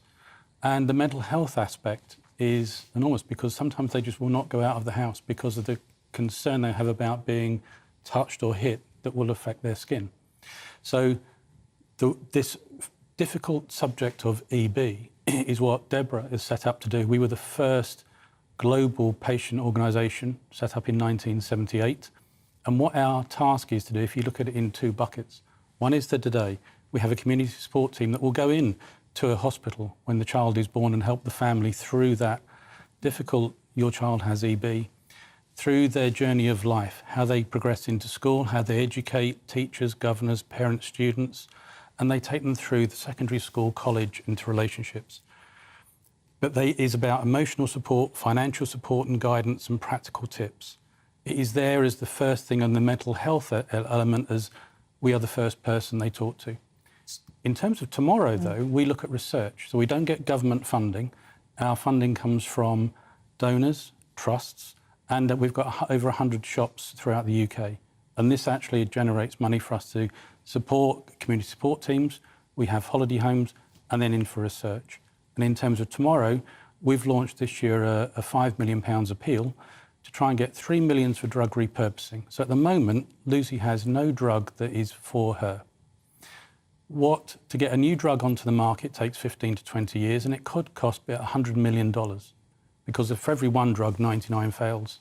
In the NHS today, there are drugs for psoriasis and eczema, for example, about 20 drugs, that have already gone through their safety profiles and are in use. We've talked to the top dermatologists in the UK and EB specialists, and they believe if these drugs were used for the EB community, it will help their quality of life. But to do that, you need £500,000 in a clinical trial. So you're raising funds for that? Funds for that. So, Lucy, basically what happens is that if somebody touches you or you have some surgery or something, that skin will blister. Yes. And become very difficult to manage and deal with. EB exists on a spectrum, so I'm very lucky in that my skin does have some resistance to friction. Whenever I was growing up in Texas, I did things like horseback ride. Oh, wow. If the social benefit of doing the activity outweighed the risk of me getting hurt, my mom let me do it. But once skin does blister, you run the risk of the skin becoming fragile in that area forever. So for me, my most fragile areas are the areas that saw an increase in friction as a child whenever I was, say, learning how to crawl. So my knees, my feet, my hands and my elbows are my worst affected areas. And how do you cope with it on a day-to-day basis then? What is your regime when you get up? Do you have to take a load of drugs? What's the deal? It absolutely depends on the day. You have to take each day as it comes with this, which helps you gain perspective because some days can be really good, but other times my day will start hours before my peers do because I need to dress my wounds before I leave the house. I'm not on any painkillers at the moment, but if that were part of my regime, I would have to make sure that I was properly medicated before I did an activity that I knew would cause me pain. So it just absolutely depends on the day, which is for a lot of people why this condition is so mentally challenging because you cannot prepare for the future. You just have to take it not even every day, every minute, every hour. It can change. You can experience joy, pain, fear, love in the same hour. And how do you cope mentally and also with your relationships with people? And I mean, because that must be very, very hard. Yeah, so I credit my mother to a lot of my mindset. She and my siblings, absolutely, they never treated me like there was anything wrong with me. So whenever I was growing up, I didn't think there was anything at all wrong with me. I had a lot of different comments about my skin as I was growing up, but I knew that it came from a place of ignorance and not something malicious. But whenever I was 17, I was living in Texas still, and I was picking up my dog from the vet, and I wore shorts so you could see the scars on my knees. And at the vet's office, a woman I had never met before looked at me and said, "You look like you've been mauled by a gorilla. What happened to you?" And I had experienced this kind of negativity before in my life, but there's something about that experience that was just much different. So I remember taking my dog, putting him in my lap, and calling my mom from the car and just sobbing and saying, "I can't, this is too much." And my mom said, "You know what, you need to write about it. You need to write about this. People need to understand what you were going through." So I did. But then I quickly understood that even though my words were powerful and they could, carry me across oceans, seeing it is an entirely different thing. I could put my images of my scars and my body with this writing, and people might understand a very small glimpse of what people with EB go through. So I did begin modeling as a means of raising awareness alongside my education.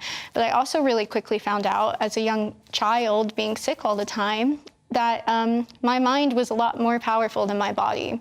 And I decided from a very young age to let that take me as far as it could. And I got accepted to my first PhD program 2 days ago. That's amazing, isn't it? And yeah. What were you studying? I'm a medievalist. I study medieval English art. Wow. Very, very impressive.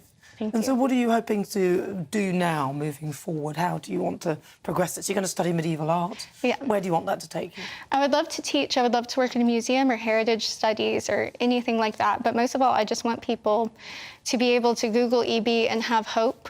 I was born in 1998, and my mom could not Google it and see anything happy. She was just told that I was going to die young and have a horrible, painful life up until that moment. And I had to become my own role model. Every child deserves to grow up seeing someone who looks like them doing things that they want to do. So I hope the more that we talk about it, the more people can understand that there is hope. Well, listen, it's been such a pleasure to meet you both. If people want to find out more about EB for them to support your cause, do you have a website? We do. So if you go onto our website, which is debra.org.uk, and it's got a lot of information, and I'd ask people to be aware of EB. They can either donate or volunteer or talk about the condition, and they might know someone else who can actually help and assist us. But if you go to our website, we've got all the information there. Thank you. Remind me again of the web address. Website is debra.org.uk, and that is Debra, D-E-B-R-A. Well, listen, thank you so much. It's really good to talk to you. Lucy, what an inspiration. What a brilliant woman. She's fantastic. Isn't she brilliant? Listen, Lucy, thank you so much for joining me. And Thank you you. so much to you. Thank you. Of course, Lucy Bill, model and advocate, and also Tony Byrne is the CEO of Debra. Well, coming up, it is the Great British Debate this hour, and I'm asking, should the public have a say in BBC pay? The BBC is set to increase licence fees by 13 quid next year, in line with inflation, and that is as the likes of Gary Lineker could receive even more money to top his already ridiculous £1.3 million salary for his podcast work. And as local radio stations during all of this are facing drastic cuts, it begs the question as to whether the broadcaster has its priorities in check. Stay tuned, that's on the way.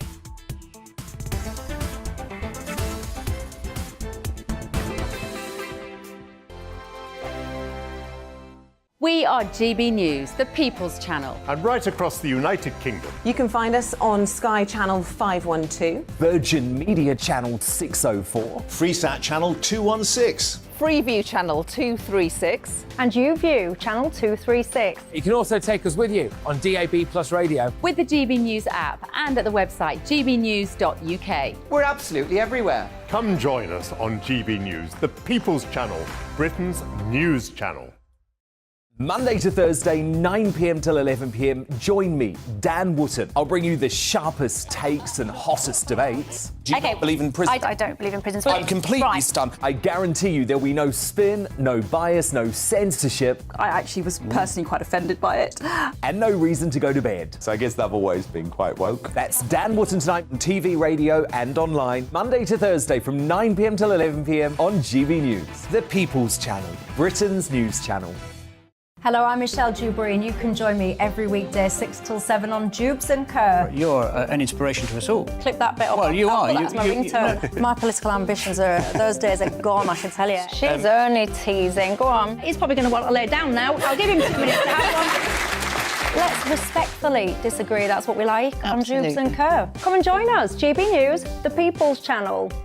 Michelle Dewberry, weekday evenings at 6 o'clock.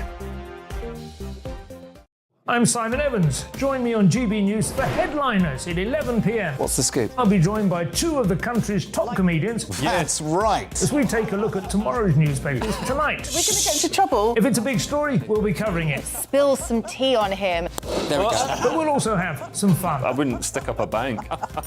My father didn't love me. So anyway. Headliners every night from 11 on GB News, the People's Channel, Britain's news channel. It's all about family, being in people's living rooms, all the interaction and getting to know who our viewers and listeners are. When I was young, my dad used to say, Nana, stop arguing. I wanted an outlet that would enable me to give my opinion.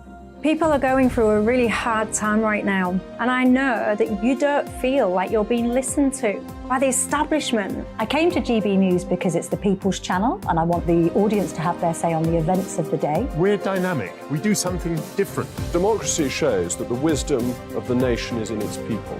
I get to travel to find out what the story is from a personal perspective. The British people aren't fools. We know when we're not being told the full story.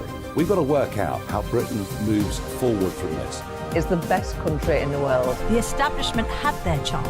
Now we're here to represent your views. Britain's watching. Britain's watching. Britain's watching. We're proud to be GB News, The People's Channel, Britain's news channel.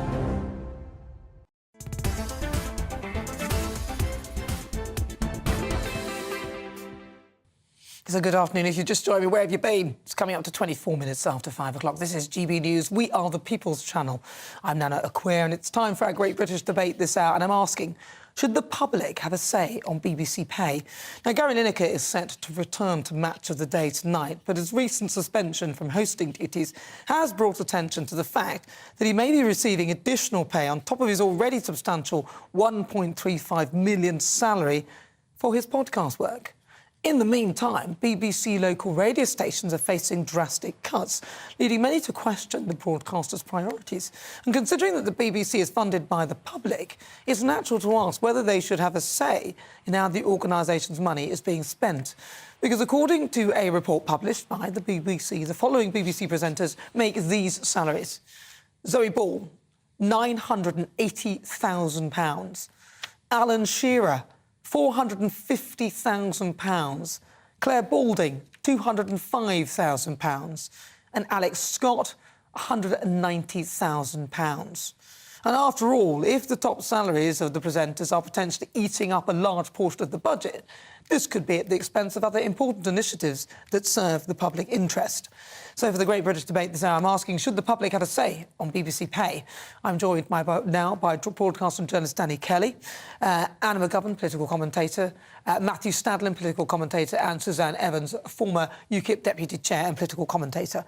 Matt Stadlin, I'm going to start with you first. What are your thoughts, first of all, on those salaries? Yeah, I think the BBC is our national broadcaster, and I think it has to pay decent money, very high fees compared to what I get paid, fair enough, but it needs to pay decent money to get the top talent, and I'd be disappointed if the BBC didn't have the top talent. That said, clearly the corporation has been in a mess over the last week or so. I think Gary Lineker clearly broke those guidelines. I think the fact that various friends of his or colleagues of his, some of whom, by the way, I think work for his production company or are paid freelancer fees by his production company, the fact that they were able, through some sort of millionaire strike, to put so much pressure on the BBC that they had to come crawling back to Gary Lineker, I thought was humiliating. I'm a big fan of the BBC. I think it's really important. I worked there for 9 years, even though I was cancelled last year myself personally by the BBC and by right-wing cancel culture. I still stand up for it because it does try its best, in my experience, to be impartial, but the guidelines need changing because you can't have Gary Lineker unable to say one thing, Alan Sugar able to say another thing, and even when Gary Lineker says something he's not supposed to say, he gets brought back because of peer group pressure from his pals. All right, I'm going to go to Danny Kelly, he's a former BBC journalist. Danny, what's your thoughts on this? Should we have a say in BBC pay?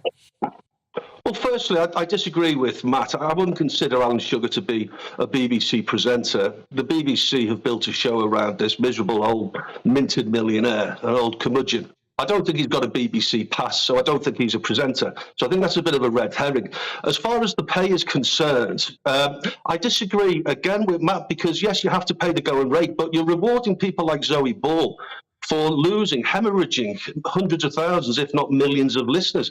I always apply this test.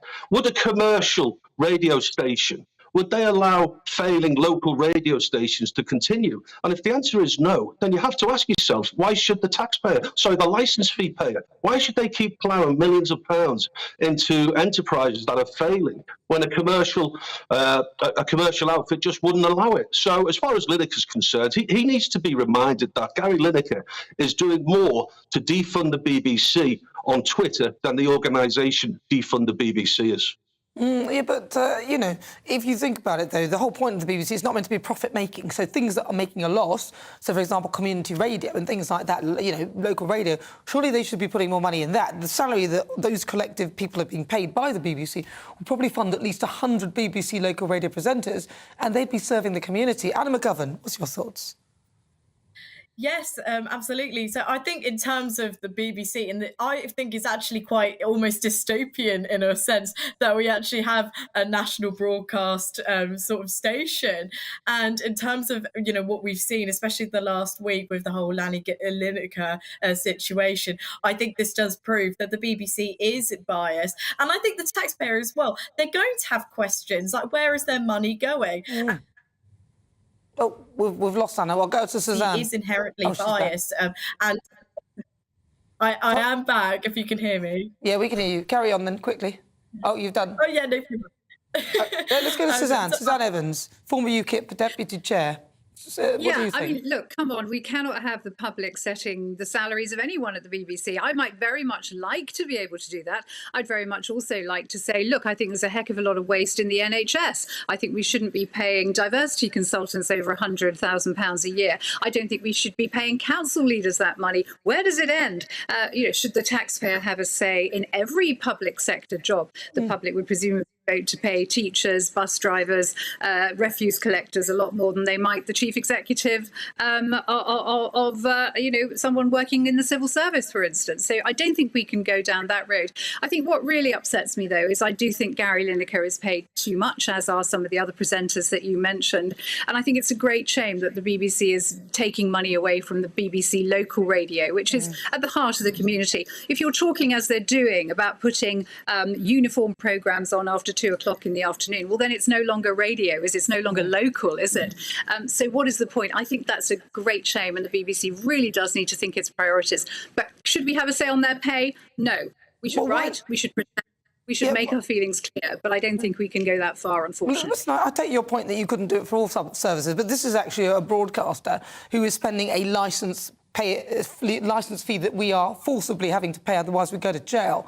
And I think that people should actually have some sort of say in it. Matt, I mean, surely if we had some sort of sway or being able to vote in some way that they can't give salaries, you're talking about being competitive. But so what? It's, you know, it's a good job. A lot of people do that job for a lot less than what they're paying. I think last week at the BBC was so chaotic and so embarrassing that the idea of trying to run the organisation by plebiscite, at least as far as salary is concerned, is for the birds. It just simply wouldn't work. But I think the public view on the BBC does matter. And I think focus groups and I think polling should absolutely be looked at by BBC management so that they are sensitive to the public mood. Because it is ultimately our money that they're spending. Danny, though, you talked about if it was a commercial organisation and it was losing money, they shouldn't be putting money into it, and you mentioned Zoe Ball. What about local radio, though? Because that is a community service, and a lot of people would say that's what the BBC should be doing. Local radio, unfortunately, the gritty reality of local radio is that it's lost over 1 million listeners over recent years, and you can almost date that back to when they stopped targeting a mythical pair of 50-year-old white people called Sue and Dave. We actually had Sue and Dave. We always used to, before we went on air, you would say, what would Sue and Dave think about this story? My local radio station, just to give you an idea about the health of local radio, my local radio station, BBC Coventry in Warwickshire, last year posted a 0.7% share. Now, what that means is that 1 in every 130 people who listen to radio in Coventry listen to BBC Coventry. It's not even 1%. So that is the health of certain stations. So I go back to my point. If it's not a commercially viable proposition, why should the taxpayer, the licence fee payer, plough millions into Coventry and Warwickshire? So these are my colleagues. I love local radio, but unfortunately the figures don't justify the expense at the moment, and the trajectory is going downwards as well. Well, Anna, what was you... I too used to work in BBC local radio, and I absolutely loved it. And I think you're absolutely right. In a sense, this is a case of go woke, go broke, isn't it? Because there's no doubt it has changed. It has lost that local focus. I mean, when I was a reporter on the beat working at Radio WM and Radio Shropshire, it was local stories, local focus. And of course, it was great if we could also get a great story locally that we could feed up to the networks and make the national news as well. I think the BBC will lose that at its peril, and I think that's a great shame. Anna. Because I think as well with the local radio, it has the power to shine a light on community heroes, those that volunteer in their local communities, and just feature those stories that wouldn't necessarily make the national news necessarily. And I think actually there is a lot of power in the local radio. You know, I've been on my local radio station several times to talk about my charity work, and I think it's actually quite wholesome and not something that you see every day in the national news. A final word to you, Matt Sadlern. Yeah, no, I mean, I was rather persuaded by what Danny was saying earlier about the difference between Alan Sugar and Gary Lineker. It's always good to come onto a TV show and maybe start to change your mind. But I disagree with you, Danny, about the fact that maybe in Coventry there aren't that many listeners to BBC local radio, and therefore it doesn't justify money from us, the licence fee payers. The whole point about the BBC is it is a public service, and therefore it can do things that commercial organisations and businesses perhaps cannot do. And therefore, I don't think it is just about listening figures. That is really important. It's a big difference I experienced between when I was at the BBC and when I was at LBC. The relentless focus at LBC, rightly so, on audience figures was enormous. But the BBC has the licence, if you'll forgive the pun, to do something a little bit different, and I think we should protect that. Yeah, fair enough. Listen, thank you so much for your thoughts. Thank you. So, final conclusions to all of you. Danny, should the public have any say in the pay of some of those highest paid stars on the BBC? Yes or no? No, it won't work. Anna McGovern? Yeah, I absolutely agree. No. No, it won't work. Suzanne Evans? No, won't work. We should do it for every public service if we're going to, and we can't do that. And Matt Sadlern? No, I'm afraid there's a unanimous no vote. No, there's a yes for me. I absolutely think we should have to say how much those people are being paid. No, not with me, I don't think so. I think that Gary Lineker in particular, I'd like to have a big say in that one. Thank you very much, Danny Kelly. Lovely to talk to you. Okay, Anna McGovern, Susan Evans, and also Matt Stadlen. Good to talk to you. Thank you for your thoughts. This is GB News on TV, online and on digital radio. Coming up, we'll continue with our Great British Debate this hour, and I'm asking, should the public have a say on BBC pay? You'll hear the thoughts of my panel, columnist and broadcaster Lizzie Cundy, and also political commentator and broadcaster Sam Dowler. But first, let's get your latest news headlines.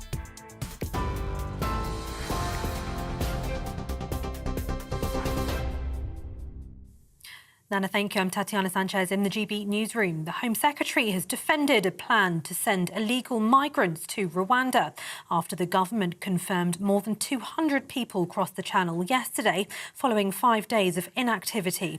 Suella Braverman is in the Rwandan capital, Kigali, where she's been given a tour of a housing site which will provide long-term accommodation for refugees. She maintains the government's deportation policy, which has faced some criticism, will act as a powerful deterrent for those considering dangerous journeys in small boats. The Home Secretary also visited a training and education centre where she addressed some of the graduates. We are absolutely delighted and excited about our partnership with Rwanda to be creating a vibrant community here, to be a positive, secure, beautiful haven and home for many thousands of people. And I'm really excited about the contribution that these talented graduates will be making to the prosperity of Rwanda and the security of many, many people. Donald Trump says he expects to be arrested on Tuesday, and writing on his site Truth Social, he called on his supporters to protest and take the nation back. The Manhattan District Attorney's Office is likely to bring charges against the former US president over an alleged hush money payment made to the adult film star Stormy Daniels in the run-up to the 2016 election. No former president has ever been criminally charged. Trump, who's been impeached twice, says the attorney's office is corrupt and highly political. And Russia's President Vladimir Putin is visiting Crimea to mark the 9th anniversary of its annexation from Ukraine. Moscow seized the territory in 2014, 8 years before launching a full-scale invasion of Ukraine. Kyiv has vowed to expel Russia from Crimea and all of its occupied territories. TV, online and DAB plus radio. This is GB News. Now it's back to Nana.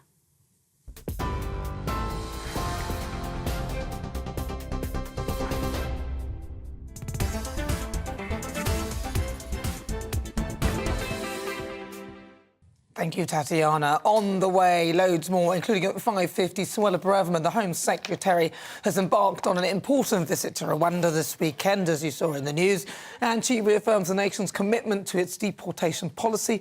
Our reporter Mark White will have the latest. He's there in Rwanda with her. I'll be back with you after this.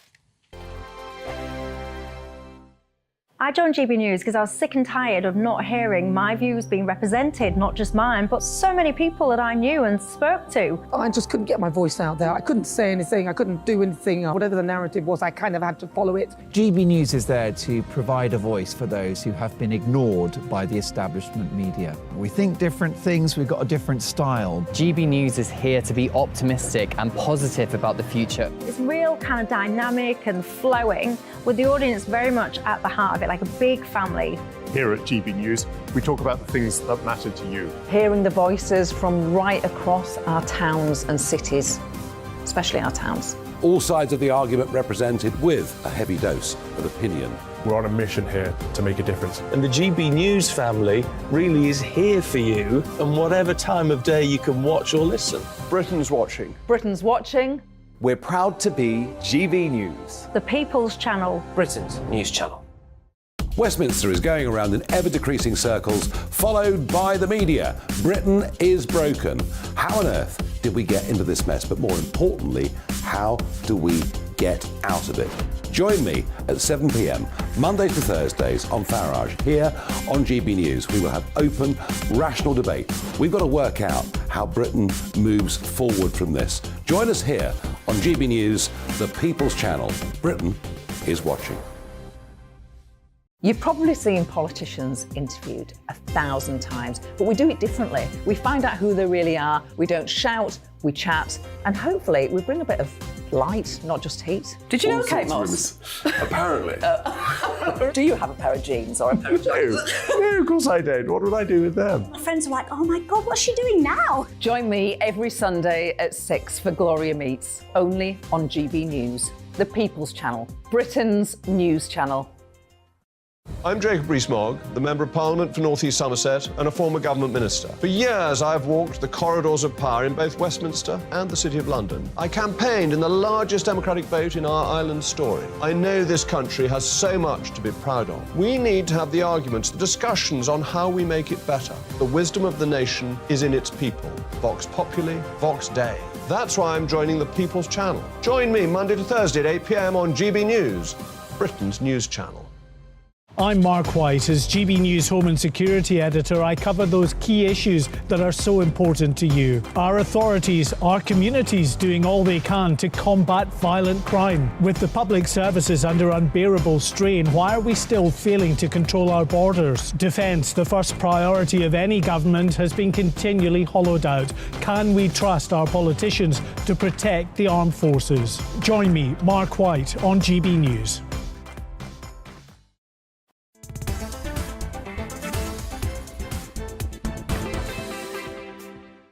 Good afternoon. This is coming up to 20 minutes to 6 o'clock. I'm Nana Akua. This is GB News on TV, online and on digital radio. It's time for our Great British Debate this hour. And I'm asking, should the public have a say in BBC pay? Gary Lineker is set to return to Match of the Day tonight, but his recent suspension from hosting duties has brought attention to the fact that he may be receiving additional pay on top of his already substantial £1.35 million salary. In the meantime, BBC local radio stations are facing drastic cuts, leading many to question the priorities of the broadcaster. And considering that the BBC is funded by the public, it's natural to ask whether the public should have a say in how the organisation's money has been spent. After all, if the salaries of the top presenters are potentially eating up a large portion of the budget, this could be at the expense of other important initiatives. So, for the Great British Debate this hour, I'm asking, should the public have a say in BBC pay? Let's see what my panel make of that. I'm joined by broadcaster and columnist Lizzie Cundy and also political commentator Sam Dowler. Lizzie, I'm coming to you first on this. I personally, the others didn't agree with me, I think, as they are public broadcaster, state-owned, that we should have a say in how that wealth in terms of stars is distributed because they are serving us. I totally agree with you, Nana. I totally do. And now it's going up to £172. I can't believe it. Look, the salaries are obscene. This is...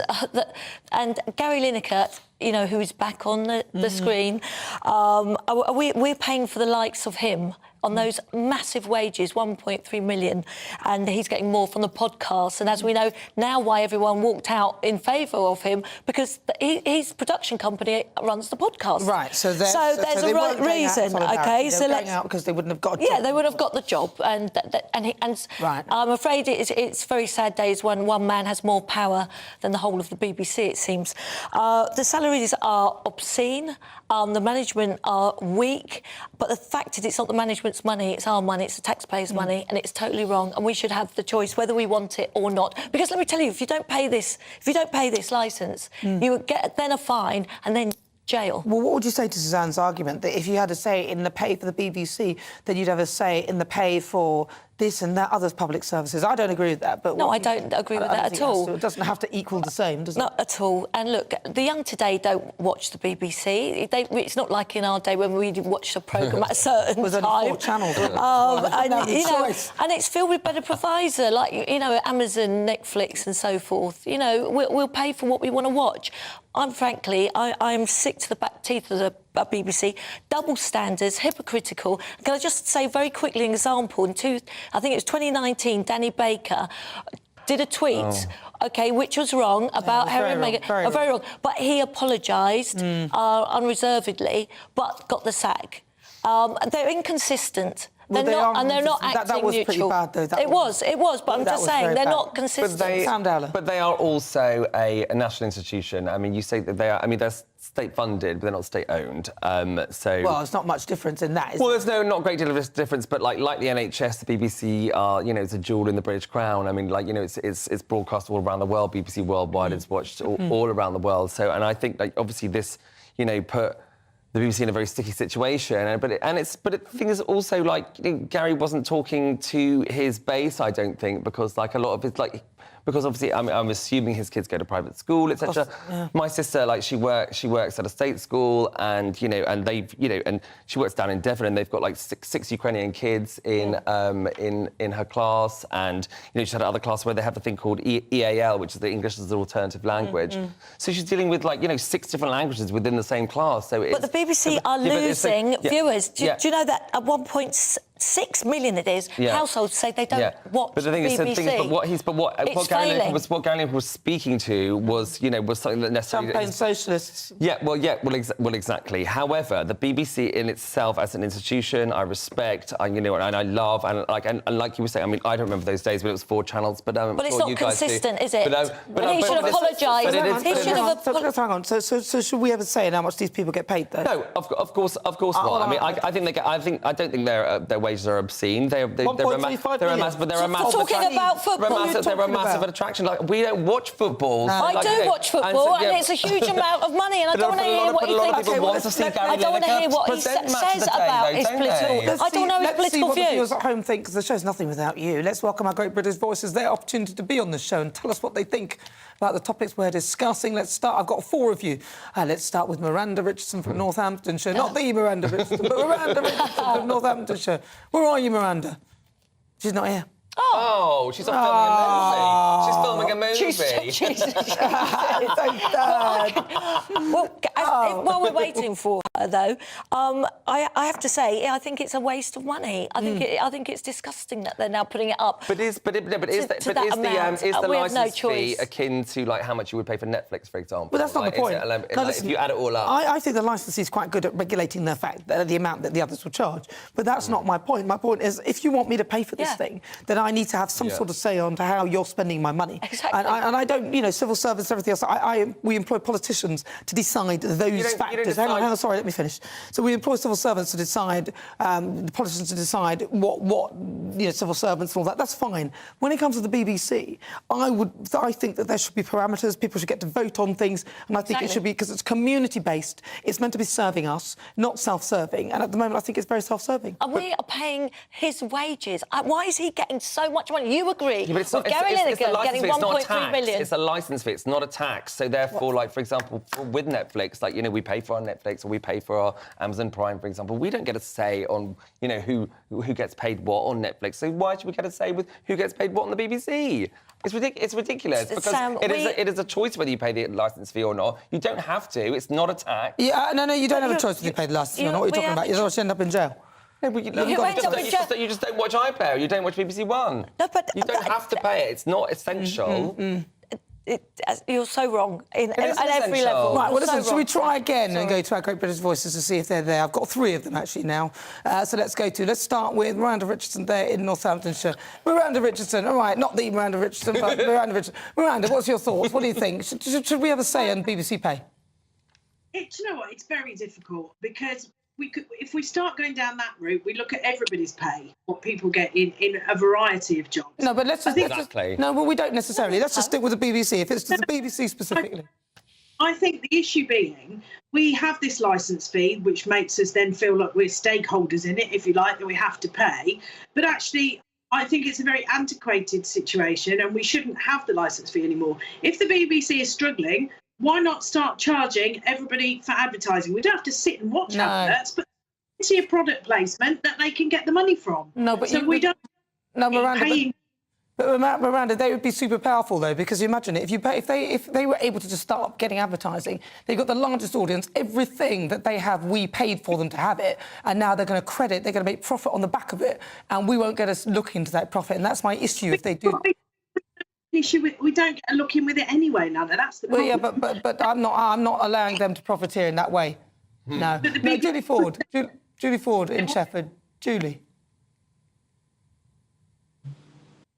I can't hear Julie. She's silent. She's silent. Julie, I can't hear you. Silent. All right, Julie, we're going to have to go to Dr. Seshni. She's never silent. I have a lot to say about this. Good afternoon, Nana. 30 seconds. And thank you for having me on. Where do we start?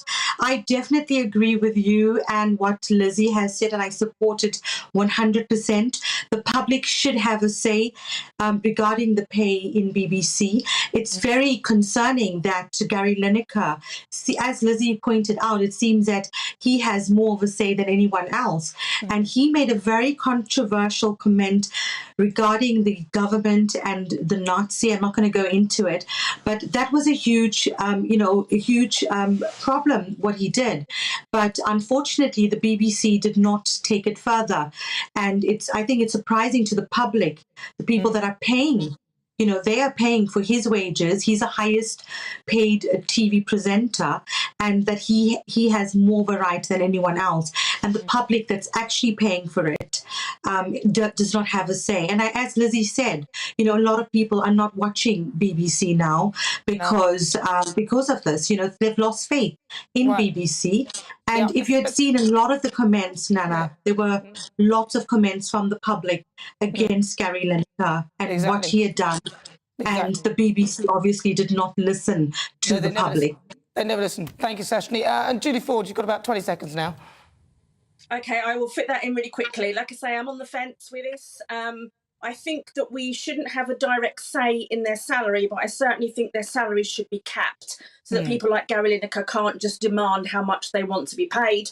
But I do think a lot of money needs to go into local radio. For me, if local radio is failing, then look at how to make it better. People are coming away from local radio because the programmes that they're putting on just aren't fit for purpose. It's a great way to be local, bring back community, and I think that's really important. They shouldn't get rid of it.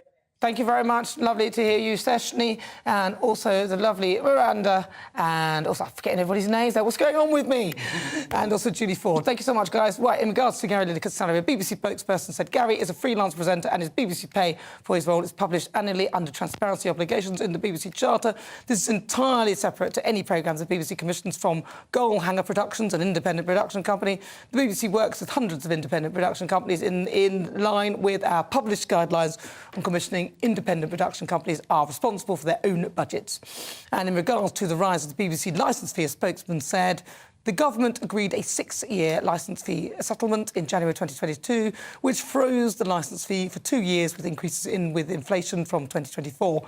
It is not for the BBC to speculate on what inflation might be and how that might impact the licence fee in future years. And ultimately, it's the government to confirm the cost of the licence fee.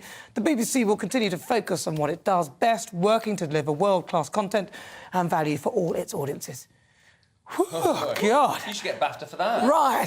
And now for a quick story on Donald Trump. He says that he expects to be arrested on Tuesday, and writing on his site Truth Social, he called on his supporters to protest and take back the nation. The Manhattan District Attorney's Office is likely to bring charges against the former US president over an alleged hush money payment made to an adult film star, Stormy Daniels, in the run-up to the 2016 elections. And joining us to talk about this is US political analyst Eric Ham. Eric, we managed to squeeze you in. Eric, talk to me. Trump, he's expecting to be arrested. Why? How? Why don't they just leave him alone? Well, it's simply not that simple. We know that there are a number of charges that are swirling around Donald Trump, federal charges, state charges, multiple state charges. And look, there have been people who have wanted a pound of flesh from Donald Trump since he announced back in 2015. And clearly it's looking as though an indictment is looming. And of course, Donald Trump is now calling on his supporters to protest. So could we see January 6th all over again? At this point, it's anyone's guess. Well, we'll have to keep abreast on that story. Listen, Eric, we are running out of time, so you've got to go. Thank you so much. That's our US political analyst, Eric Ham. He's there. Right, time for our quick-fire quiz. It's the part of the show where I test my panel on some of the stories hidden in the headlines right now. Lizzie Cundy, press your buzzer, please. Sam Dowler, press your buzzer. It's the same one, I know, don't worry. Right, question one. One man has hit the news this week for his wacky tattoo, but what did he get a tattoo of? Was it A, his pet tadpole, B, Nicola Sturgeon, or C, his Tesco club card? Sam Dowler. Please be Nicola Sturgeon. I really want it to be me, too. Yeah, no, it was actually his Tesco club card. The customer decided to tattoo on his arm, and he kept leaving his club card at home, believe it or not. How ridiculous. For God's sake. What a fool. Question two, true or silly. false, the most popular dog in the US is a French bulldog? Lizzie Cundy. True. See if you're right. No, it's true. The comical, friendly-loving dog has overtaken the Labrador. What? Question three. Which social media app is set to be banned on UK government phones this week? Who do you think? Facebook, Twitter or TikTok? TikTok. TikTok it is. Well done, TikTok. That's absolutely right. The app raised concerns over its connections with China. Question four. According to the Office of National Statistics, Glasgow is the UK city with the lowest life expectancy. But just how low is it? Closest answer wins. Oh, it's 68. 68. 65. 65. 73. Sam Dowler, you're the closest, yeah. The highest life expectancy in Westminster is 84, Glasgow 73. In question 5, Gary Lineker has once again been outspoken about a controversial issue, but what has Gaza spoken about this time? A, trophy hunting, B, Scottish independence, or C, nuclear power? Lizzie Candy. A. What's that? A, trophy hunting. Trophy hunting, you're absolutely right. Yep. Is there anything that Lineker will not stick his nose into? And rightly so, he should talk about it because it's a disgrace. Listen, on Stick to the today's football. show, yes, stick to the football, for God's sake. On today's show, we've been asking, are you warming to the Tories? And according to our Twitter poll, 34% of you say yes, 66% of you say no. Thank you so much to my panel, broadcaster and economist Lizzie Cundy, and also broadcaster and commentator Sam Dowler. And a huge thank you to you at home for your company.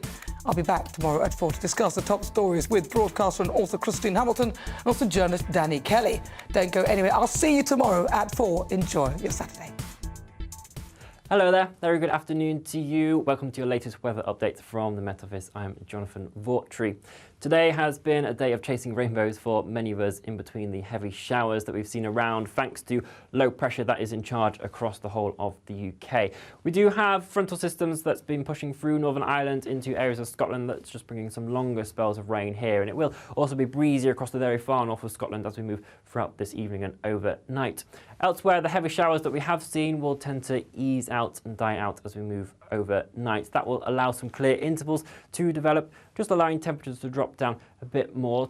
Towns and cities still generally holding up around 5-6 Celsius, but a rural frost is possible across parts of Northern Ireland and Scotland, and that could just provide some icy patches first thing on Sunday morning, particularly where we've still got a few showers lingering, but those continuing to ease out, and really Sunday is looking like a fine day for many of us, certainly throughout the morning, a good number of sunny intervals. A bit of cloud just lingering across the far east coast of England, and for Northern Ireland it's going to turn cloudier into the afternoon as this rain begins to arrive and turn damper here.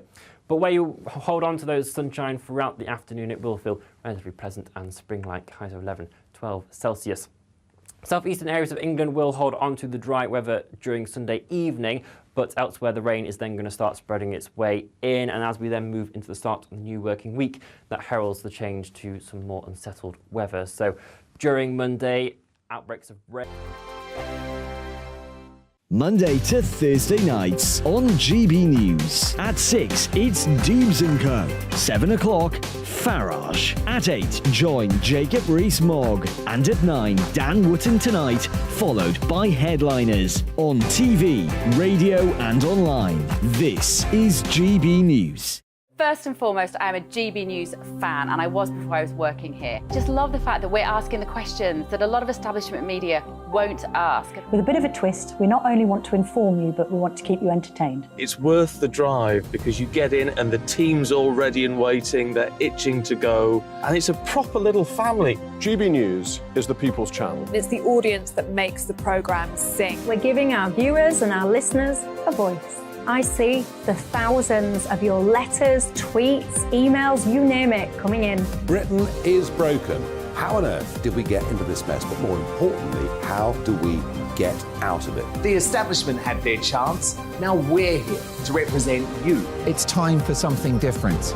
It's time for GB News. I'm very patriotic. I believe in Britain. Our best days lie ahead. Britain's watching. Britain's watching. Join us here on GB News. The People's Channel. Britain's news channel.